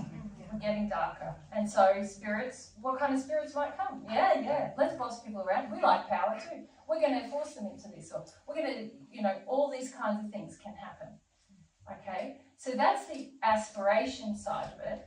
And the rapport is going to be governed by the aspiration as well as the condition of the people there. Of around in the room. Yeah. Now let's say my aspiration is primarily to any hard thing that I have to do with I want to make easier. Let's say that's my aspiration. What's going to happen? What kind of spirits might get involved there? Ones that help you avoid.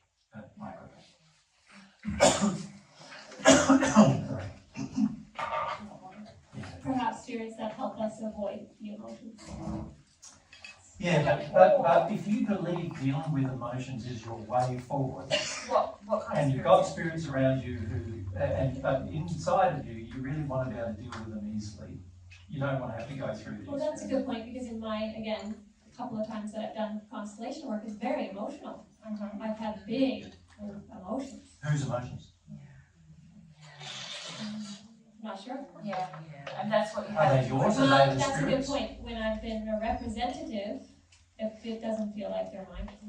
When I've been the one, what would you be called if you're the gout, or no, the gout or the person, the client,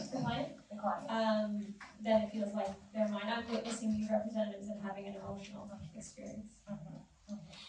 And what about the truth of this, what's going on? How much do we talk about, okay, spirits are going to come, and if you're grandma's probably going to come and overcloak you. Is this open? Do we talk about that?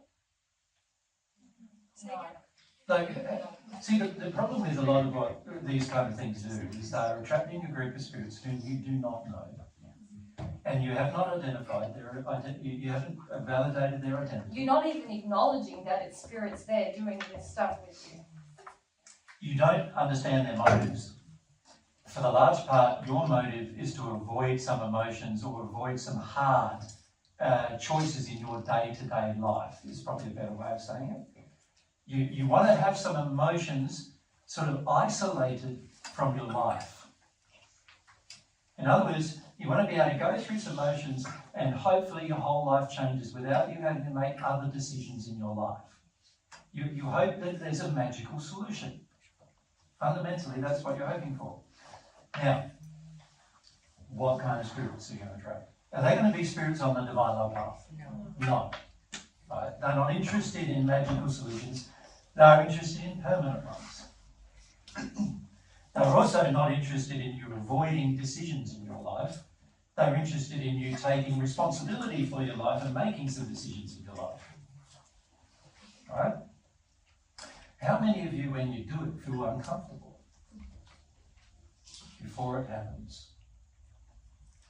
There's quite a number. Why do you reckon the discomfort is there?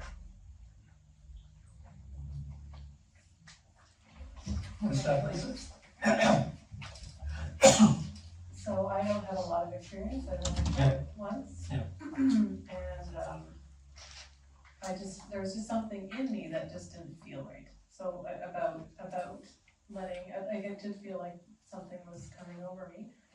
I did get some really interesting feedback from it, but at first it was like this, it didn't feel so good, and then the feedback even felt like, it was true, but it was like a pressure to like fix it right away, almost, you know? Like, so that's been my experience. So it's like there's a feeling of a resistance, maybe? Now, the average person facilitating is saying you're resistive. Rather than maybe recognising it as a comment coming from God through the conscience. Right.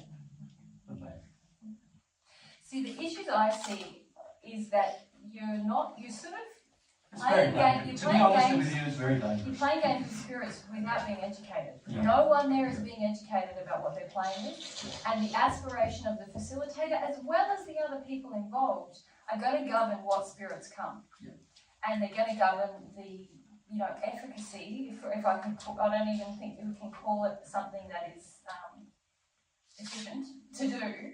But even say the scenario where bigger family things happen. Yeah. What can happen is that the people who are involved in the constellation, who are in the spirit world, come. They observe. They're like, oh wow, yeah, I messed up with that granddaughter, or they might gain an awareness and then run off and then pressure their son, who's the uncle, fix this. Hey, you've stuffed up here. We're stuffed up. We're stuffed up. Fix it all. But is anyone's free will or truthful awareness of what's gone on really engaged there? It's more sort of bossing around, isn't it? Rather than people dealing with the causes of what's gone wrong in their life and why. And all for the purpose of wanting a magical solution to it all. Yeah. An end to sort of suffering without dealing with the cause of the pain that was the source of the eventual suffering. And also, many of you don't realise you've actually attracted darker spirits to you doing it. Yes, yes. And codependence with those darker spirits, Yeah, certainly.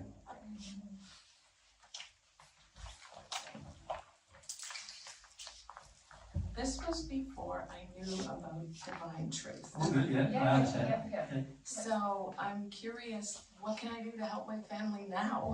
I want to fix it. Well, yeah, we'll talk about that in a minute. I think we need to resolve what's going on here. Because there's even factors we haven't really talked about yet. A lot, yeah. There's a lot going on in these events. Yeah. And the spirits who want to have feelings are often attracted to this because they know, oh, these people want to have feelings and I want to have my feelings. No, they want commiseration for their feelings. And having a person on earth feel their feelings makes them feel like they can feel their own feelings. And a lot of times, what you're actually feeling when you're having cry writer is not your feelings, it's their feelings. And because your feelings and their feelings are similar, there's a very interesting thing that goes on there, isn't it? When you believe somebody is commiserating with you, you feel loved more. And therefore you feel like you can feel your feelings more. Right? The other problem is that you're not addressing your own resistance to feelings. Yeah.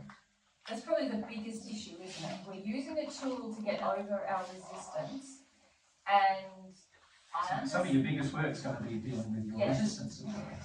I understand the appeal. It appealed very much to me when I first remembered who I was, and I was like, oh, there's a shit ton of emotions for me to feel, and I don't want to feel any of them. What's a tool that could help me? You know, but experience has shown me, unless you deal with the resistance to feeling, every emotion is hard.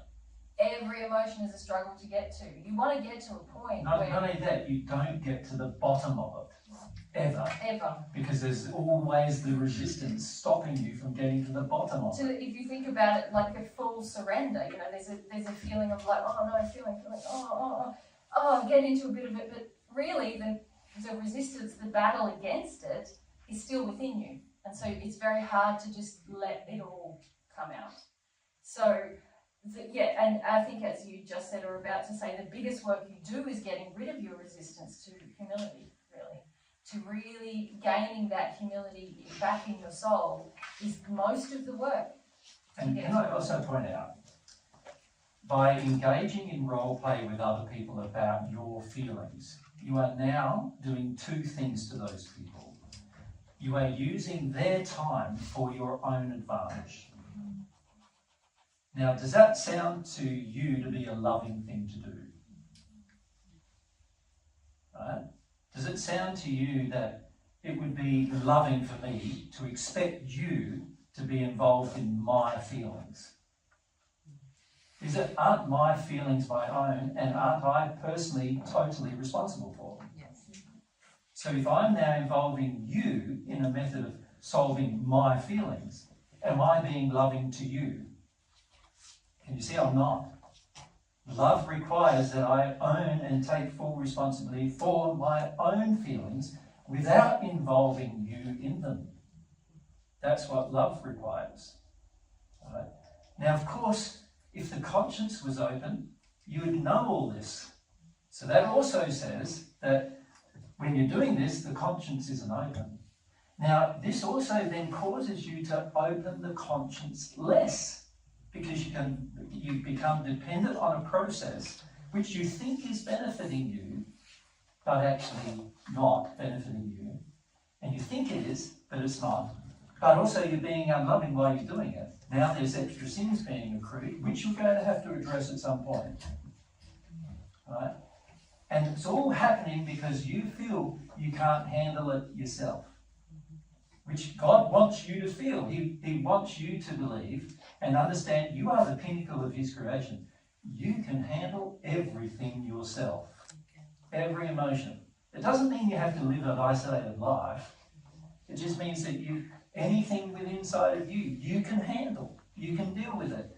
God wants you to understand you can deal with it. Now, this is saying, I need help of a group of people to deal with it. Out of harmony with God's truth. Can you see? God's saying, you can deal with it. You're saying, no, I can't. I need some help to deal with it.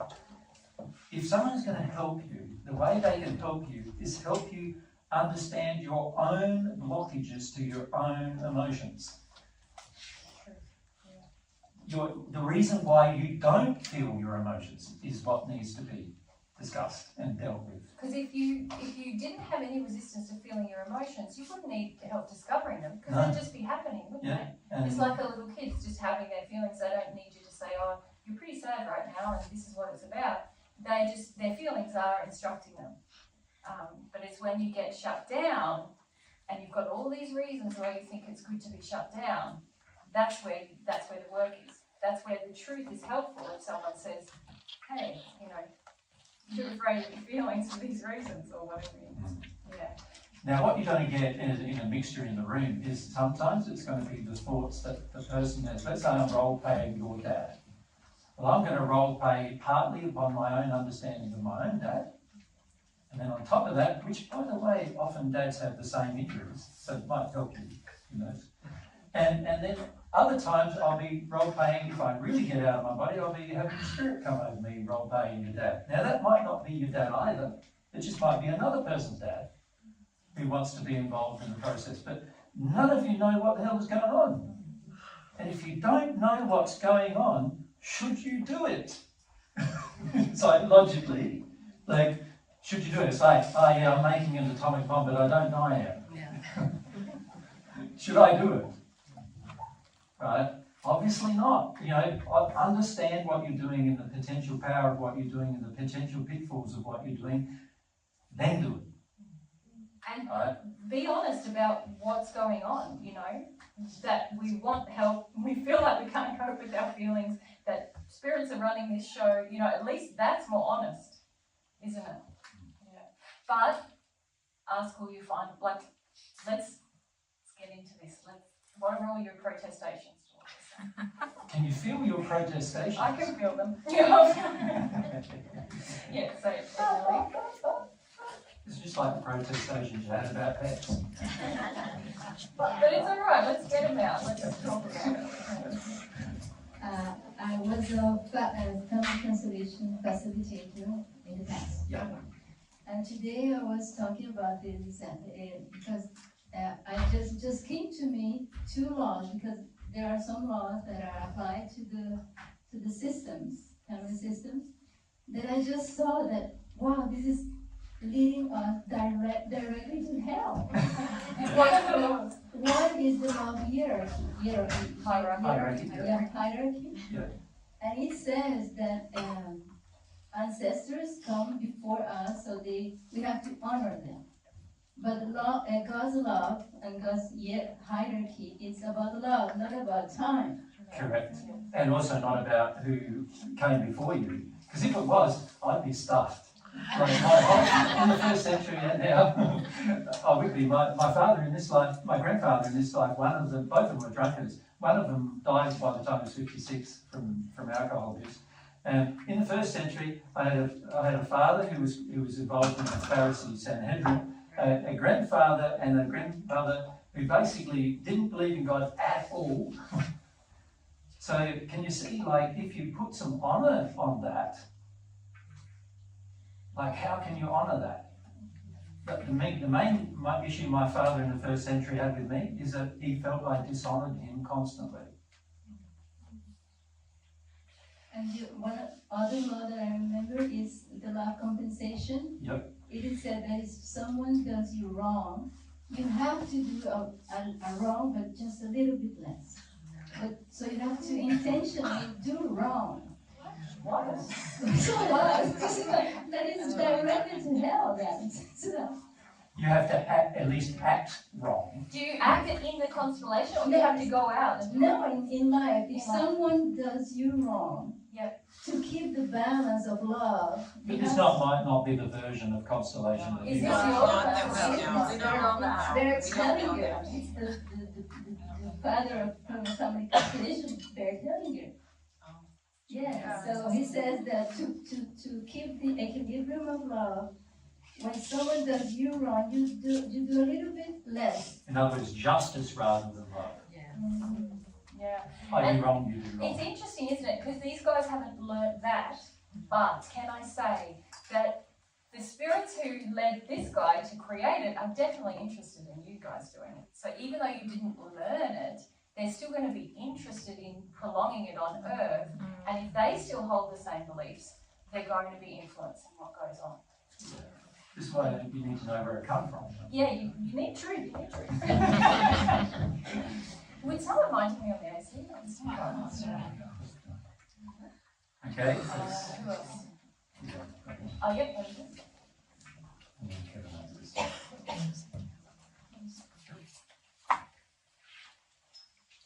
It's very common in family constellation session that the people get the problem can be disease difficult in relationship, sexuality, whatever, by the difficult of deal with emotion or identify, which is the conflict, internal conflict that is the source. Yeah.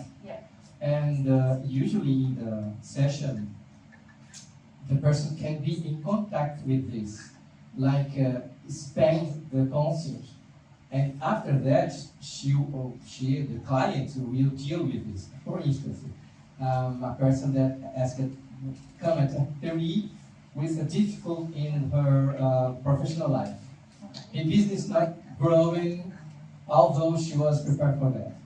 And in the family constellation set, I saw that her representative was hiding something. And I directly asked to her, what you are hiding? What's the secret? And she started to cry. And she said, well, I was abused sexually by my father, and I'm very ashamed for that. And then we could work this because she could never make a relationship about that. And then... So there's a number of issues with what happened. Yeah. One, she never dealt with her desire to not be truthful about the thing. It was drawn out of her, the abuse. So it wasn't an engagement truly of her will to make a different choice to deal with this thing. Spirits helped you to identify that there was something she was holding back on. You drew it out of her, but that wasn't really her intention, her aspiration for it to come out. So you've actually helped her to avoid a resistance that she has within her that she didn't deal with. Even if she started to feel about the sexual abuse, she still has the resistance to being open about it. And even if her business life actually changed, she still hasn't fully dealt with the abuse, because if she had, she would be open to sharing it. Now, can I say, remember earlier when we were talking to Sarah about her situation with her daughter? We said we didn't deny that there was an effect that seemingly looked positive. Yeah. And the same goes with this. We're not denying there's an effect that seemingly looks positive. But you're getting fooled, guys. Yes. It's not a permanent solution. It's not a permanent thing. These people will still have to deal with things, and the trouble is you're convincing them that they've dealt with them, and then they look like things are changing, but they haven't dealt with them to the point where God wants them to deal with them so that they're completely free of them. And by doing this, you're creating an illusion that something is dealt with when it actually isn't. Now, that is going to impact their life in the future to a large degree. So the problem with creating what seemingly is a cure right now, without it dealing with the actual cause, means that down the track somebody's going to have to deal with the cause and come back to that problem. It's not an efficient way to deal with your problems. When you deal with a problem, you want to deal with the problem so that the outcome is permanent. You don't ever have to come back to it, now or in the spirit world, ever have to come back to it. Right? So, yeah, can we illustrate this? Like, I've got problems, emotional problems inside of me that I've been aware but not awake to for 15 years. And I live with a pretty evolved guy, right? Now, he doesn't, how do you think he responds to that? Whenever it comes up, he reminds me, there's that issue you know about, there's that issue. So he tells me the truth. He doesn't support me in the emotional problem, he doesn't mean any addiction to help me avoid it, he doesn't. But equally, he doesn't go, okay, darling, let's sit down. Let's do a role play. Let's get through it, And he doesn't force me to get through it. He doesn't say, like, you've got to get through this, or, this is like, come on, there's none of that, because he understands that unless my free will is involved, I will never actually deal with it. The truth, and this, it's... Now, I say to you guys, you can continue doing these things if you want to. You have free will. You're going to regret it later. But that's also something you'll learn in the process if you want to keep doing it. We're just saying to you what's going on. That's all. Right? So we don't sort of want to argue with you about it all. No, We're but just presenting to you what's actually happening. And I think that you did ask. You did ask, and probably regretting that very much. I think it's a really good way to illustrate a lot of these points that we've been talking about with spirits, and also the principles of dealing with your sin. So if we see sin as something that's creating pain in our lives, God's way is for us to embrace our free will to understand that issue, to awaken to it, and to desire to remove it. And anything else, if you think about it, is quite condescending. It's saying, oh, you need help. Oh, you can't really deal with it. What kind of a parent does that with their child? A loving parent says, you are strong enough to do this. You can do this. And I'm not going to make a shortcut or take anything away from you, because at the end of that day, you're going to feel less confident in your abilities than more. And this is a lot of issues that come with therapies. Does that make sense? And this is where, if you're going to be in a helping or healing kind of a profession, it's very important that you don't get condescending with the people that you're working with. They have the same capacity as everybody else. Yeah. Frequently what we see is the persons facilitating these events are the least developed of all the people in the room. Right? And I need to say that to you directly, and as well, least developed from God's perspective, right? And you're not, and oftentimes there's too much arrogance to even see it, isn't it? Right? It's something we've talked to you about before, isn't it? So, and also you're not examining where these things came from and looked at the very people who teach them and how effective they are in their life, right? So we see a lot of people doing these kind of things, relying on a certain facilitator, but if you examine the facilitator's life, or you examine the life of the person teaching it, you go, their life's a big mess, actually, right? And the reason why is because the spirits who engage in these kind of avoidance techniques are actually connecting more and more to the person and then making their life experience worse as a result. And the person is getting fed addictions of power, or getting fed, the whole thing where everybody honours them or respects them or thinks that they need them in order to progress. And the net result ends up being that the very person who's facilitating ends up being in this power dynamic that degrades their own condition further, to the extent that they often die in such very poor conditions. And we've seen this happening almost with every form of therapy that's gone on the planet, for years and years and years. All these different programming techniques and all of these sort of kinds of therapies, and then there's also a lot of psychological techniques that are being used, are all degrading the condition of the people using them, as well as creating a fiction in the people who think they'll benefit. Because there is no real change in the aspiration of the individual to be fully responsible for their own emotions and own life. Right? So this is a huge way in which we are dishonouring, in fact, free will in the individual.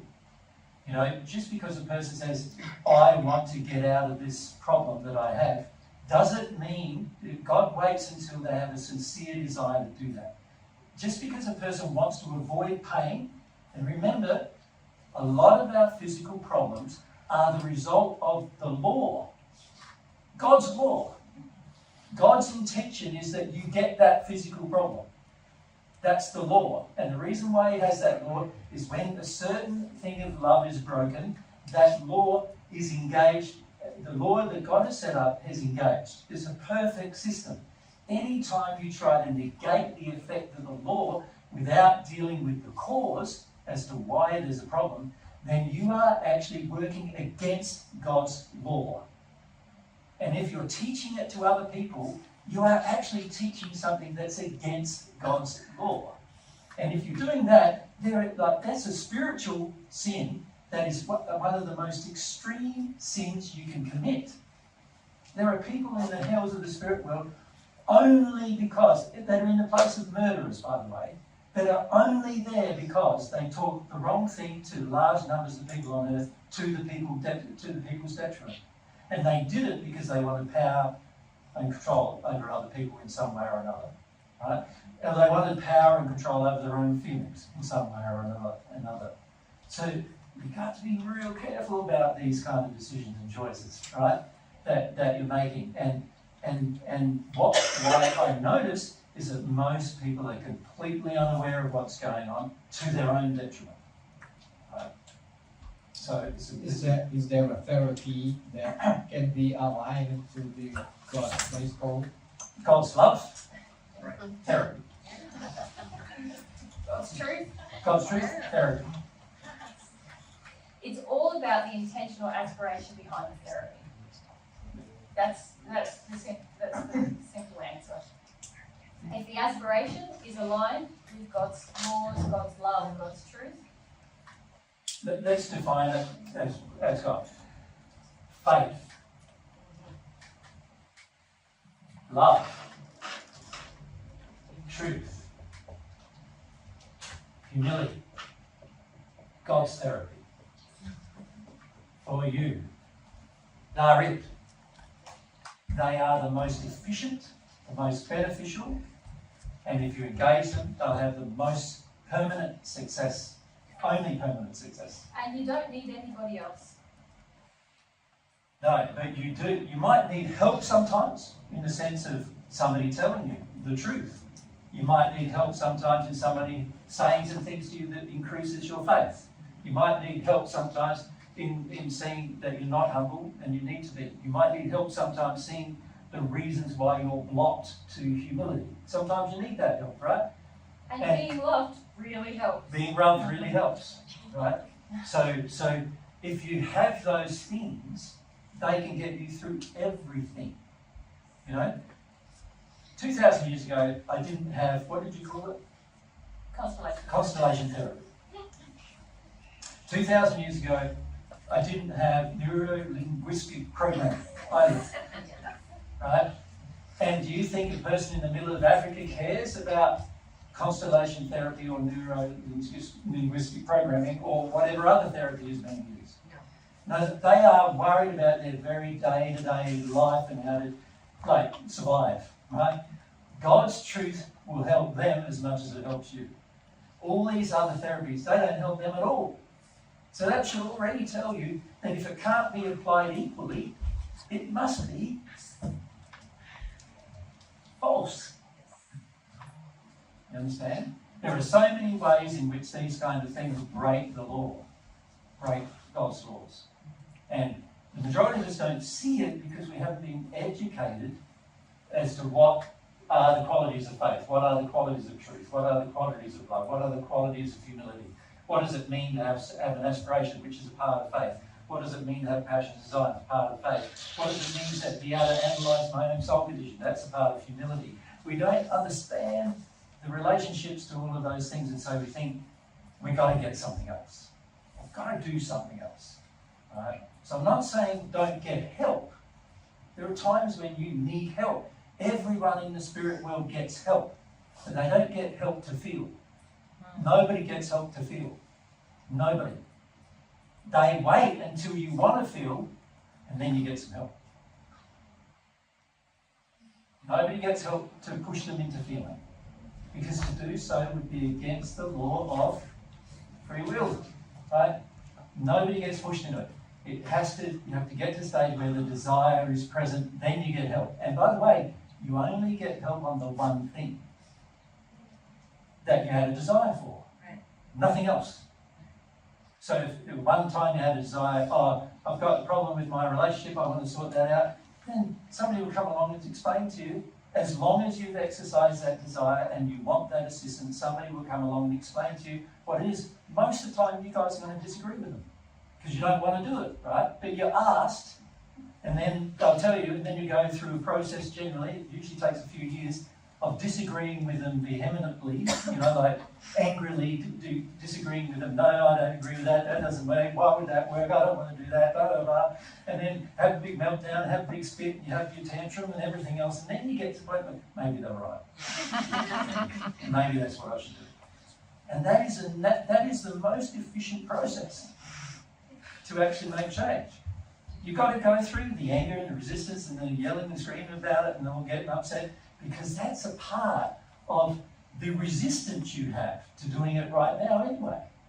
And I tell you what, it helps you break down your facade, and all the things you want to think about yourself all get broken down in that process, because you can't go, oh, I'm all rosy and wonderful and together, you know. You have to go through this process of going, actually I'm mad and I'm angry and I want to keep my sin, and what is this all about, and oh, can it really be that? No, you know, all of that helps you to become a more real person who feels more equal with everyone else, because you realise your postings just like everybody else does as well. You know? That's right. So you get to a point where you know, in the spirit world, and this is what we want to replicate on earth if we want to progress the most efficient manner. What we want to do is replicate the fact a person says, I want some help. So you go to them and say, I think I might be able to help you. What the problem you're saying is that you've got a problem with, say, let's say Mary and I have a problem. She's doing all the work in our family, and I'm just sort of the man who lays back. You know, I come home from work. I get to have the life of doing the work I love and coming home and getting a wife love me, but she does all the hard things, like she pays all the bills, she does all of the laundry, she does all the cooking, cleaning, she looks after the kids and all those other things that I want, but I don't want to work that hard for them, right? So we recognise, or she recognises there's a problem. Somebody else a woman who's dealt with that problem would be the most ideal person to help her, wouldn't it? That would be because the woman has been through it all. She's been through changing that and then having to stand up and say, no, this is wrong, having the angry husband yell at her for a while, and while he's having a meltdown about the fact that his life's changing and he doesn't like it. Like, she's the one who's able to help Mary the most. I can't, because I'm the one who wants what she was giving before. I can't help her at all, really, can I? All I'm doing is hindering her progress. So she needs somebody who's going to be able to help her say, what do I do? Right? So Mary asks, what do I do? The person comes along and says, this is what you do. Mary goes, I don't want to do that. You know, if I do that, my relationship will break down, I won't have the security in the house, also my kids won't like me anymore if I change some things there, my husband won't like me anymore. That's all too much. Is there an easier solution? And the girl says, no. The woman helping her says, no easier solution. This is the most efficient way. And for a while, Mary might first go, surely there's an easier solution. I'll go and do some magical thing, you know, let's call it, what do you call it? Constellation thing, that will work. I'll do some things that my husband doesn't know. You know, so this man that I'm living with doesn't know I'm doing it, but, you know, I just did some constellation work. So he does some constellation work, and all of a sudden the man gets overcloaked by a spirit, and who knows what's going to change is going to happen now, you don't really know. And Mary's going, oh, things are looking like they're changing. She hasn't had to do any major decisions, major choices. Haven't had to have a proper conflict with you. Haven't had to have the conflict. Let's change the rapport in our relationship to be more a loving one. Yeah. She's just doing these things, and I'm feeling pretty manipulated actually, as the man in the process. Not only what is she doing now behind the scenes there, you know, with this thing that she does with those other people. Like, I'm pretty suspicious, right? Now, this is the net result of taking these kind of actions. Why wouldn't I be suspicious? She's doing it all behind closed doors because she doesn't want to have the out-and-out confrontation with me that will actually benefit me as well as her if we have it. She doesn't want to do that. She doesn't want to be humble enough to do that, has enough faith in that to do that, has not enough faith in truth to do it with me. She wants to have some kind of magical thing that happens behind the scenes and all of a sudden I start changing. Alright? Now, that's not good, is it? Can you see? Not good for me, not good for her. Now, if she is in that state and she wants some truth, a spirit can come along and say, this is what you need to do. Mary had gone off and she's done that thing, and she's gone off and tried another thing, gone off and tried another thing, but still she's doing all the work for me. In the end of the day, she feels happier because she feels like she's doing something about it, but it's not the thing she needs to do. She needs to have a conflict with me. That's what she needs to do. She needs to, not a yell, scream conflict, but what you're doing is wrong. I can't do this anymore. What are you going to do about it? Are you going to do anything about it? Do you want to be sincere about doing something about it? Or do I just need to leave, I think, rather than put up with this anymore. This kind of a conflict, right? She doesn't want to have that. And I don't want her to have it either. Because I'm still getting what I want, right? So I don't want her to do any of that. So the problem now becomes that this person, this good person who comes to help Mary and says, this is what I had to do, Mary's not listening to her anymore because she's looking for some magical solution to change her life that has nothing to do with what's actually going to change her life in the most efficient manner, right? And she's doing that, and so for a few years she'll do that, and it doesn't work. So what's she going to do then? Try another therapy. Try another one. Let's go off and find neuro-linguistic programming. Is that what they call it? NLP or whatever? Yes. Let's try that. Let's try tapping. You know, that therapy. You know, let's try that. You know, I'm feeling agitated. You know, tap certain pressure points in my body and I can't be so down. Her situation in life is not changing, and I'm not changing. So that doesn't work. Now, if Mary's not careful, she's going to go through so many different forms of therapy or trying to change. She's going to go through so many of them. Because she doesn't want to accept the actual one that's going to work, she'll go through so many of them and get tired with all of them. So what does she do then? Okay, now. It's pointless. I'm just living with this for the rest of my life. I'll live with the mongrel for the rest of his life. Me being the mongrel. Right? So, and she'll live with me for the rest of her life because she didn't want to deal with the actual things that would change us. Right? Now, of course, I'm being completely unloving too, and that's never being confronted, right, by Mary doing all these other things but not looking at the relationship, right, and saying, there's a problem here, that's why I'm tired and distraught and feel unloved, and there's all these problems here, right, in this relationship. Nothing's getting addressed, nothing's really getting addressed. Nothing benefits me because I'm still continuing my own behaviour. Nothing's benefiting Mary because she's exhausting herself in this process of trying to find out all these different therapies and all these different ideas and modalities and, you know, all these. And most men who watch their wives, by the way, do this. The majority of men who watch their wives do this go, what crazy thing are you in next? Right? That's how they feel. And you can understand why they feel that way, right? Because it is crazy. Most of it is. And it doesn't work.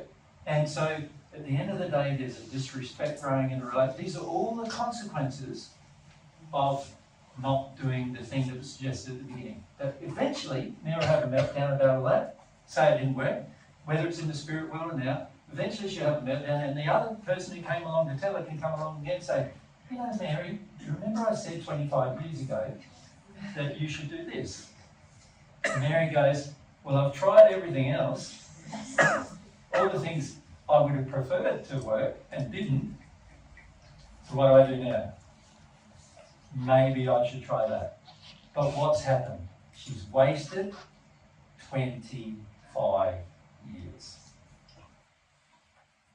And that's the penalty of not doing it God's way. You have the regret of wasting life. Yeah. Have we said enough? I think so. Yep. Yep. And obviously that person who came along to help you when you died, you ignored that for 25 years. Because that's what, if you have a divine love guide, that's what they're saying. They're saying, deal with it properly. If you listen to God, what's God saying to you? Deal with it properly. Deal with it permanently. Deal with it my way. He's saying, my way is the best way. That's why we call this organisation in Australia God's Way, not AJ's way or Jesus' way or Mary's way, you know. And sometimes when some people in the organisation go, I want to do it my way, I said, this organisation is not called your way. It's called God's way. What is God's way? That's what we need to do. And your way doesn't and not going to work, God's way will. Have some trust in that. God knows better what to do. Okay? Next question. We've got time for a couple more. Oh, we still do. Yeah, maybe a minute, two on each. How's everyone coping?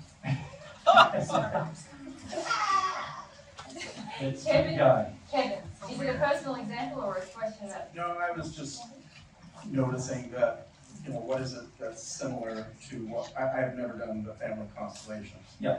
But what's similar to, so we all have almost like here a collective aspiration. So there's that comes together, like where we've been. So have a group, there's a collective aspiration. Yeah. Like Adam's talking me? And then there's a collective soul condition. Yeah, correct. And then as you say, there's, well, I'm not saying as you say, as I feel, as you say as well. Yeah. As you say, there could be hundreds of thousands or millions of years, kind of around. But then the difference between what you're doing and what something that's facilitated, whether there's a hierarchy, is that you're saying you're almost helping us deconstruct other hierarchies, our false aspirations or our false soul conditions, and come into the four traits that you talked about, or something like that, right? Yeah, and also our goal is not to be your leaders. Our goal is to be your educators. Right. Just like a spirit who would come to you asking for information. When you ask for information, he'll give you information. That's all we're trying to do. We've had 2,000 years of experience, and all of it with God. Right? So all God's way. Right? Now that should amount to something for anybody who values that. But obviously if you don't value that, you're going to think it amounts to nothing. You know? But if it's worth investigating, then maybe it's worth applying in the proper way, in the proper manner, and then you can experiment with that and whether that works or not. Right? What we see a lot of people doing, they're going, the proper way is too hard. You know, this whole thing of becoming aware of sin to awakening, that's all too hard. I want there to be some manner that examines the fault of my family and the fault of others as to why I feel what I feel. The whole family constellation thing is really saying, your mum and dad did this and your mum and your dad did that, and that's why you have the problem you have, right? That's not true. The reason why you have the problem you have is because you believe things that are sinful on a spiritual level. That's the reason why we have the problems we have. You know, I've had similar problems than you, in the sense of similar upbringing for many of you. In the first century, my father was abusive, just like many of yours have been. In the first century, my mother was a nurturer, just like many of yours were. And I grew up with all those things, but I broke the paradigm of my family, not by doing work like family constellation work, but actually by listening to God and applying God's principles in my life, right? And understanding what my sin potentially would be if I did things wrong, right? I had to come to that conclusion in myself. If I change my sin, everything around me will change. The rewards of that, God's love can come to me. God's love removes any cause. So you know, when you focus on, let's have a discussion about my family and what happened there, God's love can do that work for you as long as you repent, as long as you understand the law and how it works. God's love can do all of that. So why do you need to do all of that? You don't need to do all of that. What you need to do is get from sin to repentance. But see, the average person goes, that's too hard. I don't want to even recognize that I sin.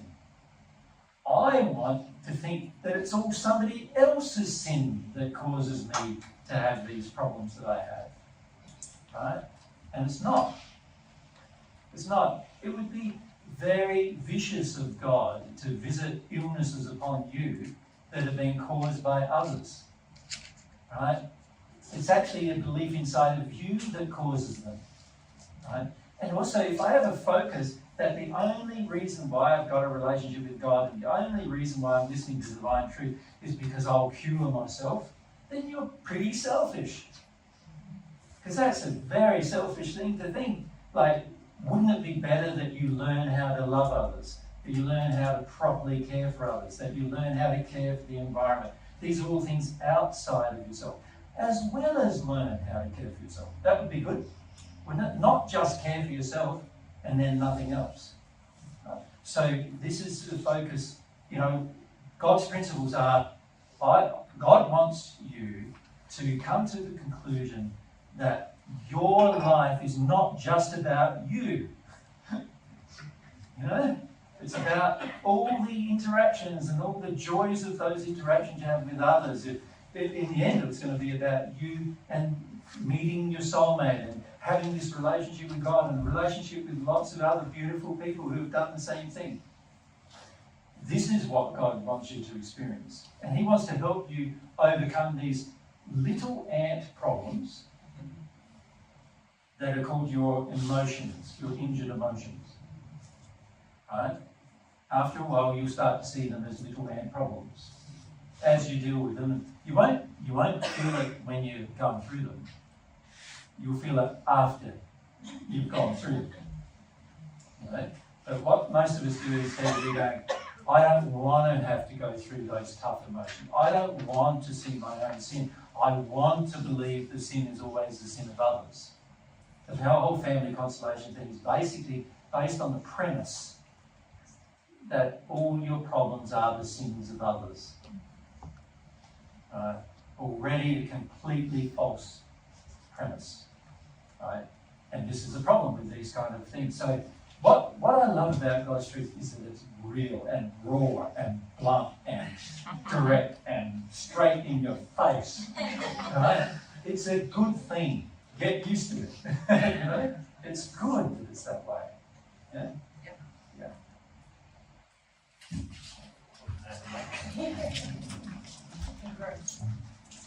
You mentioned blocks and resistance.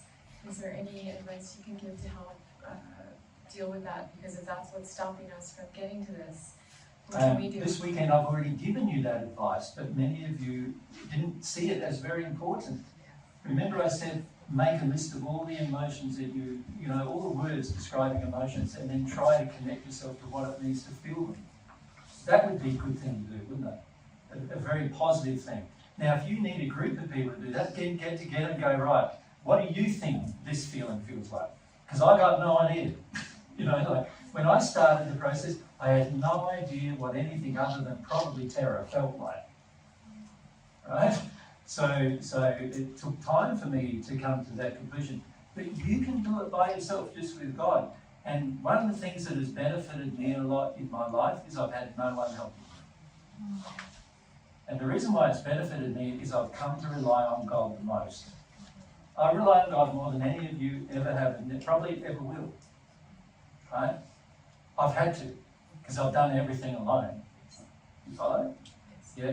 I've done everything without Mary, without family, doing it without friends. Eventually they followed, but everything was done alone. And when I say alone, not really alone. I had the greatest helper in the universe with me. Right? And that's what I would like for you. If you have the greatest helper in the universe helping you, you're going to find you develop self-confidence. You understand yourself better. You'll come to feel very confident you can handle anything by yourself. And if you have friendships, you'll think that's fantastic, but you won't need them. Right? If you have people who you love, you'll think that's fantastic, but you won't need them to do it with you anymore. Because if you want to progress, at some point somebody else is going to say, I don't want to progress as fast as you. And what are you going to do then? If you're reliant on them, what are you going to do? Wouldn't it be better to go, I want to progress, I want to do it for myself, I want to progress as fast as I possibly can, I want to be as happy as I can as soon as I can. Fundamentally, that's the decision you're going to need to make. I want to be as happy as I can, as most economically as I can. In other words, I want to go through the least amount of trauma becoming happy. God's way is the least amount of trauma to become happy. You follow? Yeah. So if you do that, then you'll have a lot of confidence in yourself. You'll feel yourself to be the pinnacle of God's creation. Fact. You are. You'll feel that, right? You'll also get to the point, if you do it with God, that you'll feel yourself to be immortal, unable to die, unable to ever be destroyed in any way, because a part of God's love is in you. And for God or something to destroy you, they'd have to destroy God as well. You'll get to that stage where you feel that level of confidence, and not arrogance, but confidence in God and the relationship you have with God. That's what we're hoping for you see. Yeah. But all these other things, they don't lead you there. They are part of this broad road that might lead you to the perfect natural man, but not to a state of bliss with God. Not to that. Now, we've had 2,000 years experience with that. You can trust us or not. You can try the other way if you want for a while and see how it goes. We're happy if you do that. That's your will. Yeah?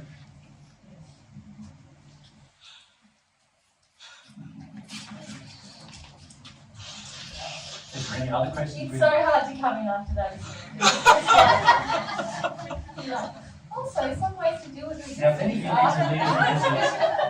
of you need to leave, I know we said we're finishing at 4 and it's 4. So if any of you need to leave, feel free to leave. We're okay. Oh, see you guys. Good to meet you guys. And so feel comfortable to do that. Right. Do we go further? Yes! All right. What's the next section? Well,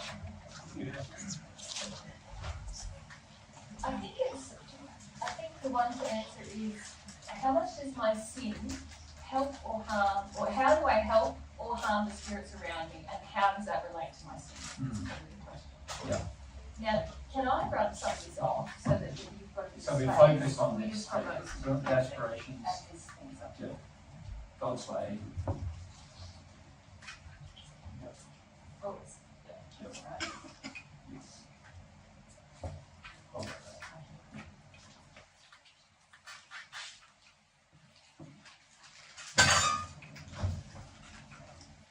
So you can see so far with the discussion about rapport that there are a lot of factors drawing a spirit to you, isn't there? Right? A lot of reasons why a certain type of spirit might come into your life. And fundamentally, it revolves around the two things that we've left on the board. Right? The aspirations you have for your future and your current condition. Fundamentally, it revolves around those things. With your current condition, meaning all the principles that you either live in harmony with or without, and also all your memories and your belief systems and all that, there's a part of your current condition. Your experience in life, you could call that, wouldn't you? Your experience up until now, and what you've done with that from a love perspective, a moral perspective, determines your condition. And we haven't really talked much about beliefs, but beliefs, whether those beliefs are based on truth or error, has a large bearing on your condition. Huge effect. Huge effect. So an example of that is, a person who loves me helps me with my emotion. That's a false belief. But most of us have grown up in this world thinking it's a true one. Right?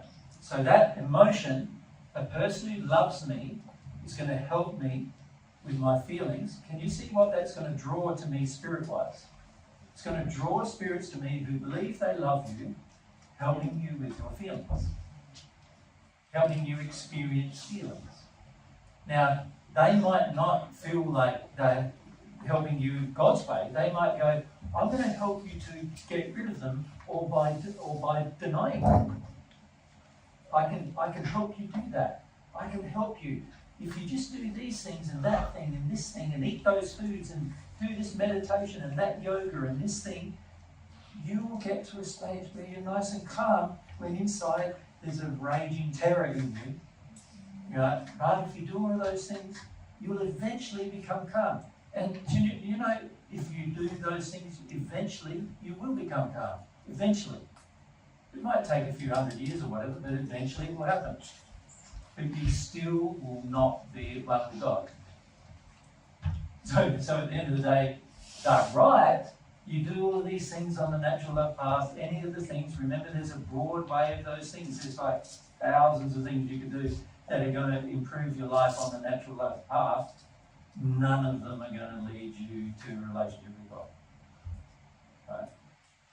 The things we've been discussing the last 3 days are going to, but not these other things. Right? Now, the more I get involved in these other things, can you see, the more I am going to be distracted from doing the very thing that is going to benefit me the most. Right? So that's the thing to remember with a lot of interactions with spirits. I need to be able to determine the bona fides of a spirit who's with me. I need to be able to determine a number of things. I need to be able to determine their intention, their motive that they have with me. If I can't determine that, I must assume that they're untrustworthy until I can determine that. Just like you would meeting a person. That's exactly what you've done with me. Most of you heard me first and you can't trust him, right? And it wasn't until my intention and my motivation was displayed to you over many years sometimes that you've come to even trust anything I say. And for many of you, you wouldn't even be here if that hadn't happened. Can you see that? So why aren't you applying the same rule that you've applied to me with the people that you can't see? Can you see, oftentimes it's because I want magical solutions somehow with the spirits. I want some, amazing, wonderful thing to happen. They're just people you can't see. You think about the average person on earth, if you could paint them invisible, what would they do? I'm a thief. Paint me invisible? What do you reckon I'm doing? I'm going to be all of a sudden very nice and righteous, aren't I? And never feed anything from you. Is that how it is? If you could paint me invisible, and I'm a thief, what do you think I'm doing? I'm thieving more. Because I can get away with it, right? So you paint me invisible, and I'm a pedophile. What do I do? I've got opportunities. People can't even see me doing it. Got opportunities that I didn't have before. Right? If my intentions are evil and you paint me invisible, then I'm going to engage those evil intentions more than I did when I was on earth. Not less. Right? Until I change, that's going to be the case. Now, you've got to bear that in mind when you're dealing with people who are invisible. You can't trust all of them without assessing condition and aspiration, their motive and intent. That's all to do with their aspirations, isn't it? What is their intent with you? What is their motivation with you? Why are they doing what they're doing? That's what needs to be determined the most. Follow? And you just keep reminding yourself, you paint somebody invisible, what are they going to do? If their intent and motive is evil, then obviously they're going to do more evil. If their intent and motion is to look good, then they're going to do more things that make them look good. Right? And you might be fooled unless you can feel their true condition and their aspiration. Or even better, it'd be good that you could just ask God, wouldn't it? What's their intent?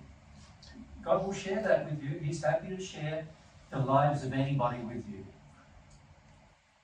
He's happy to say, Joe Bow down the road, his intent is this. This person over here, his intent is that. He's happy to tell you these things. As long as you have a good connection with him, you can listen.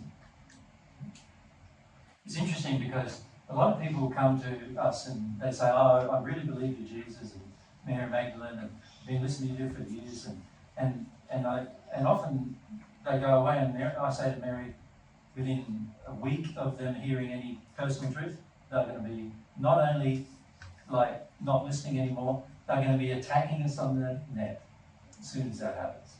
Because you can feel the intent and motive of the individual who comes with you with that. Now, that's a good thing to know. Now, sure enough, as soon as they ask us a personal truth, we share it with them, because anybody who asks, we try to share, right? Because they're asking, it's their free will, so we share. And sure enough, that thing happens. But I already know what's going to happen, because the intent and motive of the person is blatantly obvious to God. And He can help you with that.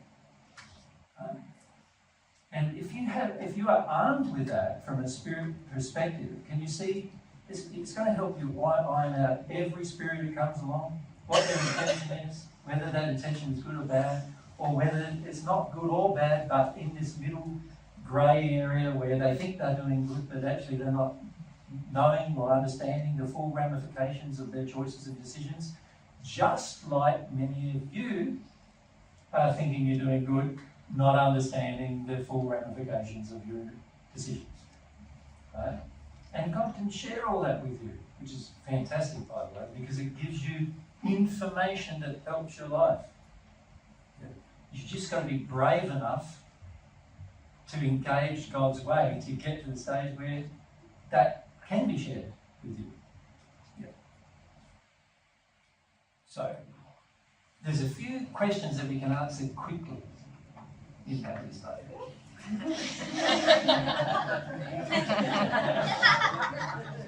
Well, so you don't want to answer the one that I just said? That's too long, hey? Which one's that? How do I help or harm the spirits around me? It's the same way they help or harm you. We've just discussed how they help or they harm you. You help or harm them the same way. Exactly the same. Exactly the same way. You remember they're people. And so if you enter an addiction with them, you're harming them. If you enter you should power with them, you're harming them. If you do what an evil person would do with them, you're harming them. If you make them if you're passive and do exactly what they say, do whatever they say, you're harming them. It's exactly the same as it would be with a person. Right? There's nothing unique about the spirit world except that you can't see them. Nothing else. Pretty much most people when they pass are exactly the same person they were on earth, but they're invisible to people on earth. That's it. That's the only change. Many of them don't even know they died. Right? Many of them don't know they've died for years until they know that they've died. Just assume they're a person. How do you help a person? You don't feed their addiction. You don't enter unloving contracts with them. You encourage them towards faith, love, humility, and truth. That's how you help them. That's how you can be helped. That's how you help them. Exactly the same way. I actually think it wouldn't be this, we need to go to gender confusion because we've covered all the other hot issues this weekend. And this is another very hot issue. This is the one to watch for everyone to get challenged on all the major societal issues. Let's talk about it. When you're hot, you're hot. Yeah. Canadians are so open, we're allowed to say everything. You can see that, let's say I'm a spirit and I've lived a life on earth that's been very unsatisfactory. Right? And in the process of living that life on earth or in the spirit world, I realise I can overcloak somebody right from the point of time where they're actually in the womb. If the mother lets me, I can actually overcloak somebody while they're in the womb and start to confuse their development, their thoughts, their feelings. I can do that at any point in their childhood, actually. I can do it at any point in their around childhood. puberty as well, depending on what is going on in that family Yep. and in that child at that time. Yep, and most people on earth don't believe in spirits, so I'm invisible to them. They don't understand the effect of that, so I'm invisible to them. They don't understand that a lot of my influence that I can bring to bear by dropping thoughts and feelings into a person, they don't understand that I can do all of that, but I do now. So what do?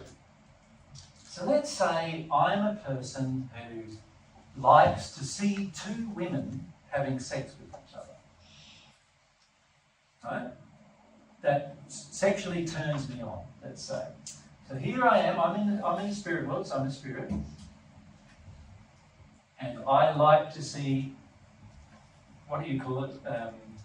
Shall we call it lesbian sex? Let's say that's what I like. Right?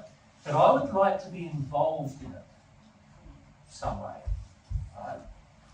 And how do I achieve that is the question. How do I as a spirit achieve that? I can't have sex where I am in the spirit world because basically in the hells it's impossible almost to have sex at all due to different constraints that are placed upon the person in the hells. Impossible to do it there. So what do? So on earth there's all these little children around who have no resistance to me overcloaking them in some way or another because the family has never taught them about spirits, the families have never taught them about about themselves and who they are. The family has never done any real work with regard to the basics, with regard to God's truth about things. The family's done none of that. So there's no protection for the child. And I'm realizing this as a spirit. And I've got some malicious intentions. I want to live my life again on earth, but let's do it this time. I'm a man, but let's do it as a woman, using a woman's body. What do? I overcloak a girl, right? Now, in the process of overcloaking the girl, if that girl doesn't have a good exercise of her will, she's going to start thinking she's me. A boy, a man. She's going to start thinking that. So what happens now? If she thinks that a lot, she'll start wondering, like, her attractions are to girls. So I've determined that her attraction is to a girl. But she's seeing it through a man's feelings, me. My man feelings are being projected through her. So she's a girl, and I want to be connected to her body because I want to experience sex with a woman through the body of a woman. Is my motivation. So here's another girl. But I'm now connecting to this person and connecting to her more and more and more and more and more to the point where eventually she starts thinking that she's in the wrong body. And like this can happen for any reason. It's not just because I've got a malicious sexual intent. It could just be I believe in reincarnation. It could be that. I think it doesn't matter it doesn't matter if I influence this girl into thinking that she's a boy. I don't recognise the implications of overcloaking a girl if I'm a boy. It can happen for a lot of reasons. It can happen because I'm angry at the parents. The parents wanted a boy, and so I think I'm doing them a service. There's a lot of rationalisations this spirit could have. My rationalisations, there could be literally hundreds of them, right? Yeah. Of different rationalisations. What might cause me to do that as a spirit. So I do it. The stronger the bond becomes, the more this girl is going to start feeling she's a boy. Right? Now, if this has happened before puberty, during puberty, I'm going to influence, as a spirit, I'm going to influence every one of her feelings towards girls, even if she's not truly attracted to girls in her own soul. I'll be influencing her to feel attracted to girls, to feel attracted to girls, to feel attracted to girls. And also, I'm a boy attracted to girls. I'm really in the wrong body now, attracted to girls. Right? Another time this can happen is if this girl reaches puberty and she's like, this sucks being a girl, I hate it, mum hates it, everybody hates it. It would be better if I was a boy, and then the spirit can connect to her then. It doesn't have to be. Doesn't have to be right from the beginning, it can be during puberty. Right, so now the girl is thinking, I should be a boy, I should be in a boy's body. So what is she going to contemplate doing? In the world now, there's medical procedures you can undertake And there's hormones you can take to try to force that to occur. Right? And in the process of doing that, she's mutilating her own body in order to become that person. Right? How's that going to feel for her in the future? It's going to be very difficult for her in the future. There are many who have done it, by the way, who are now going through the process of realizing they did the wrong thing. Right? And because the spirit influences died away, and often it happens when the spirit feels, oh, this body's not attractive enough, or this body's not nice enough for me to be with it anymore, it's too old now, it's out of shape now, so the spirit leaves and finds another girl who's got more attractive body or whatever, right? And then the person is then left with their own feelings after that, to their own distress, because then they realise, oh, something happened when I was during this time of my life, something happened that caused me to change my entire, like even to get my body cut up medically. Something happened to cause it, and now I feel it was the wrong thing to do, right? Now, if they don't feel it's the wrong thing to do on earth, they certainly will when they pass, because when they pass, the very first thing they'll do when they look down at themselves is see they have the woman's body. So our question was, what if I'm this person who's heard this? I believe what Jesus and I have just said. The question was, how do I lovingly, in harmony with love and truth and humility and faith, deal with this girl? Do I deal with the spirit? Do I deal with her? And what should I do? Every problem is solved by education. Right?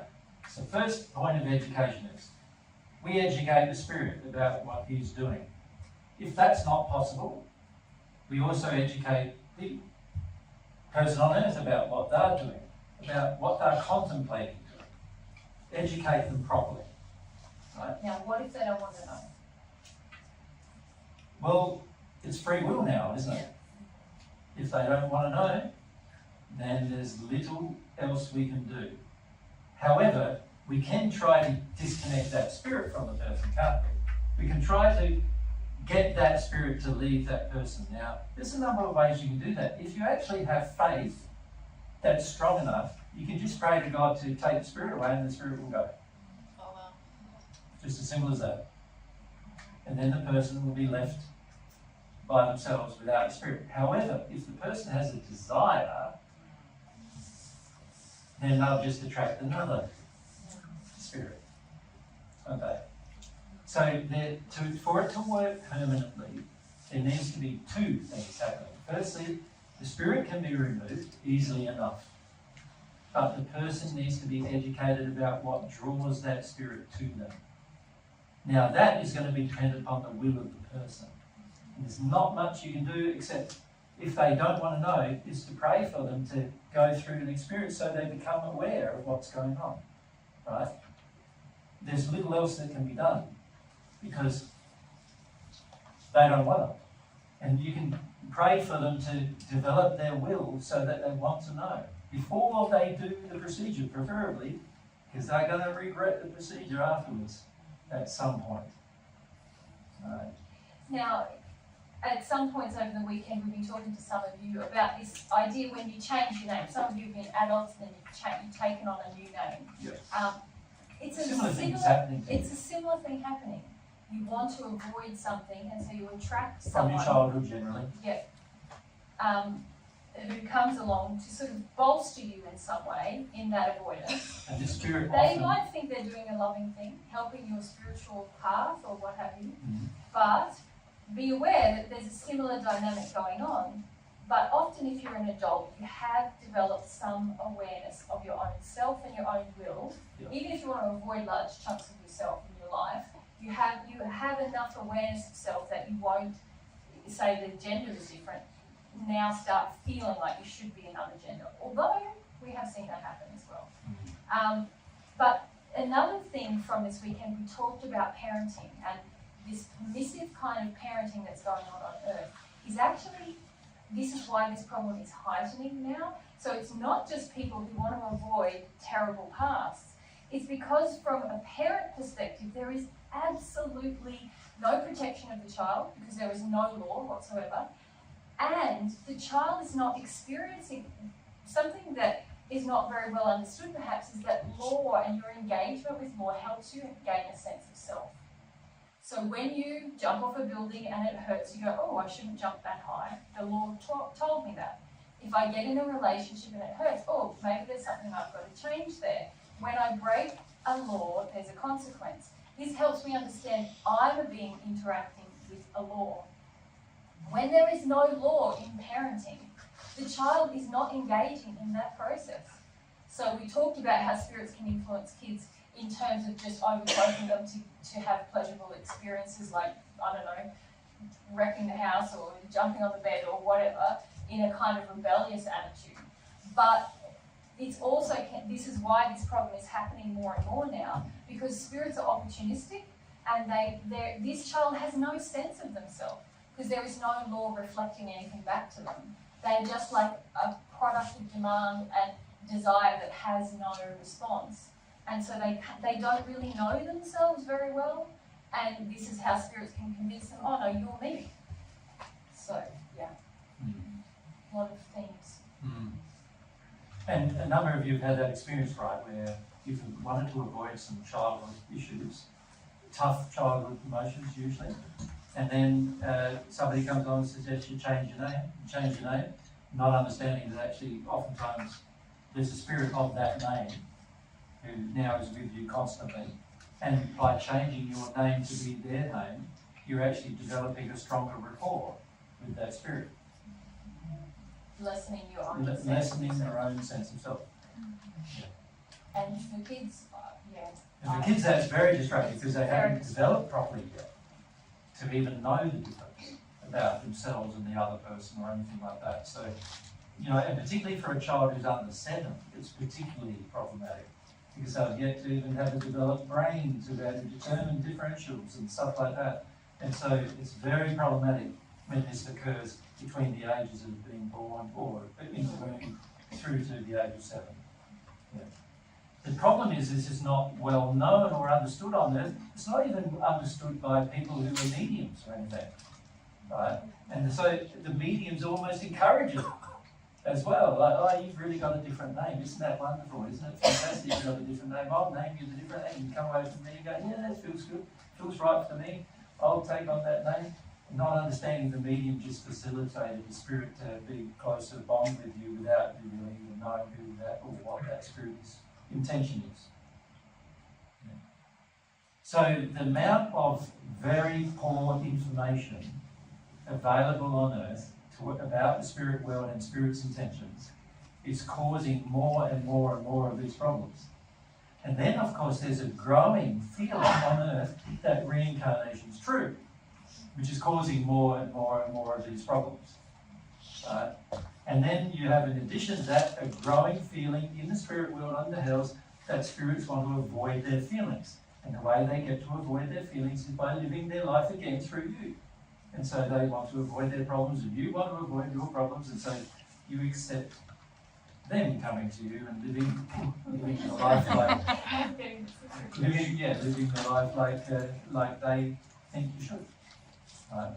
And all of these problems are caused because there's not enough information, truthful information about what is going on. Right? And once you understand what's going on, it's fascinating because you can see exactly.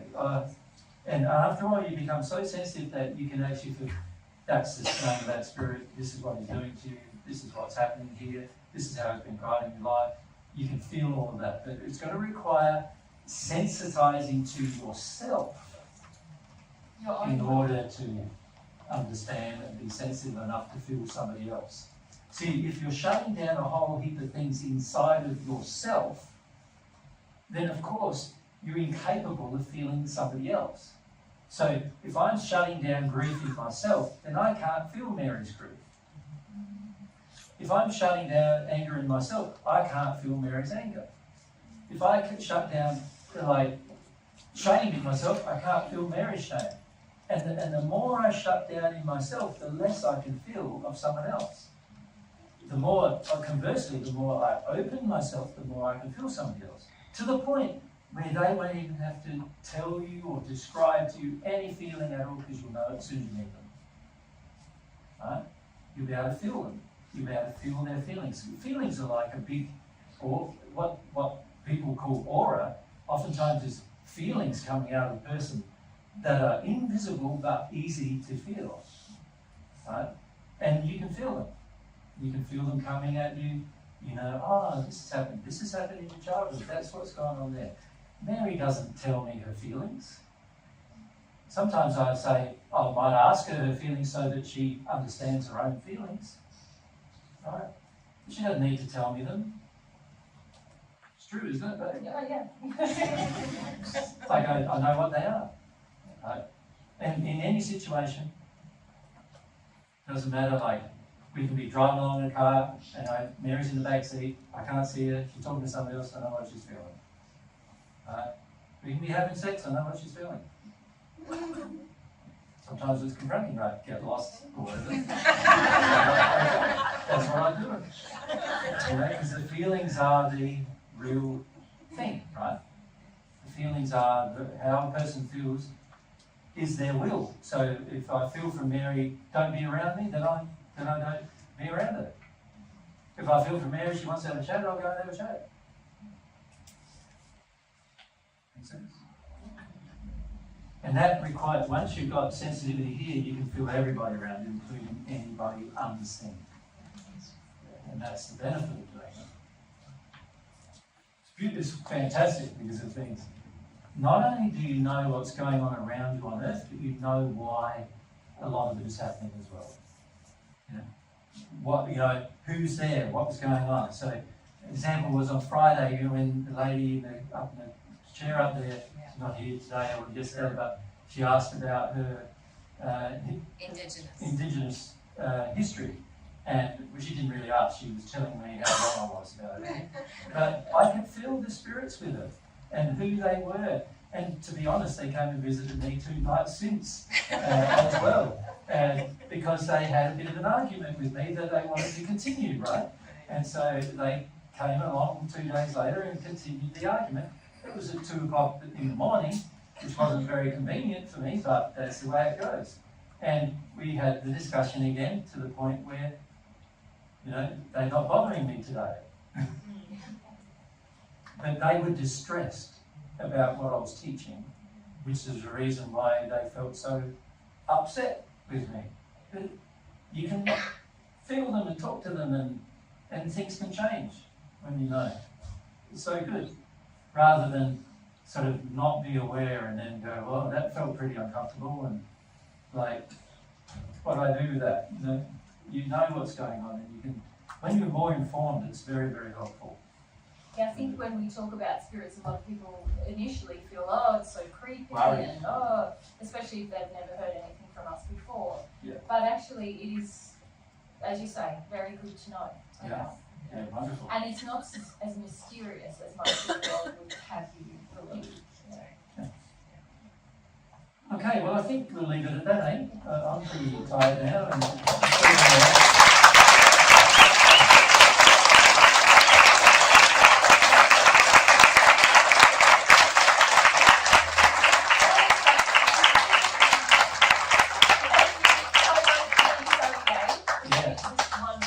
It's been great to have a chat with him because of the engagement and the level of engagement. Many of you felt very there, even though you might have your doubts and your issues and challenges and everything, still, listening, participating. So that's made it a very good group to teach, and that's one reason why I've gone overtime every day. When you have a group like that, it's a lot easier to spend time with you, less draining, less exhausting. Yeah. And we need to say though that Mary and I will need to pack up tonight, and we've got gear that we need to pack up into different things. There's not a lot of ways you can help us with the technology, because we need to unpack it the next time we go somewhere else. But There are some. there are some things that Mary wants to mention to you that you can do to help us before you leave tonight, if that's okay with you. You're not obliged to, but what you are sitting on, but can I just say before that you have, I just wanted to say it's been lovely to meet so many of you. And to see some of you that we've met before. It's just been lovely. Now, in terms of the pack-up, you are sitting probably on a cushion and you probably have something behind you. I was thinking it would be good if we could put all of those things in a pile. They've come from different origins, haven't they, ladies? Yeah, so there's going to need to be a sorting process. Yes. Do you want them left where they are and grab them from where they are? It might be easier for us to do that. All right, there's nothing you can do. There are some chairs that have been brought here, haven't they? I think they're the dark coloured. Yeah, but it might just get a bit messy. Yeah. But there's three people that those have come from too, so. Yeah. So I those think of, there's a team of people those who of you can who stand, own the backrest and the yeah, they'll sort it out. chairs, you'll sort that out, is that the way to go? Yes. Yeah, and aside from that, the toilets could be cleaned, if somebody was, some And the people. floor could be And the swept. floor can be swept, we like to leave our venues Better than we can. usually better than we found them, so, But Anna, you're kind of in charge of that. Do you have enough people to help with that, or would you like some other volunteers? No, I think we have enough, and also to do the floor, it'd be better once the chairs are away anyway, True, so yeah, we'll it's, pack I the think we chairs can away. just do it. But Mary and I will have to unpack a fair few things before we put the chairs away, so anyway, we'll start in there. Yeah, toilets, so if anyone wants Yeah, toilets, that helps. and please just pick up any personal belongings, any rubbish that you Yes. from this. Make sure you take everything you own with you, because we are not going to be able to come back in here and get it for you. Thank you Thanks, to guys. everyone who's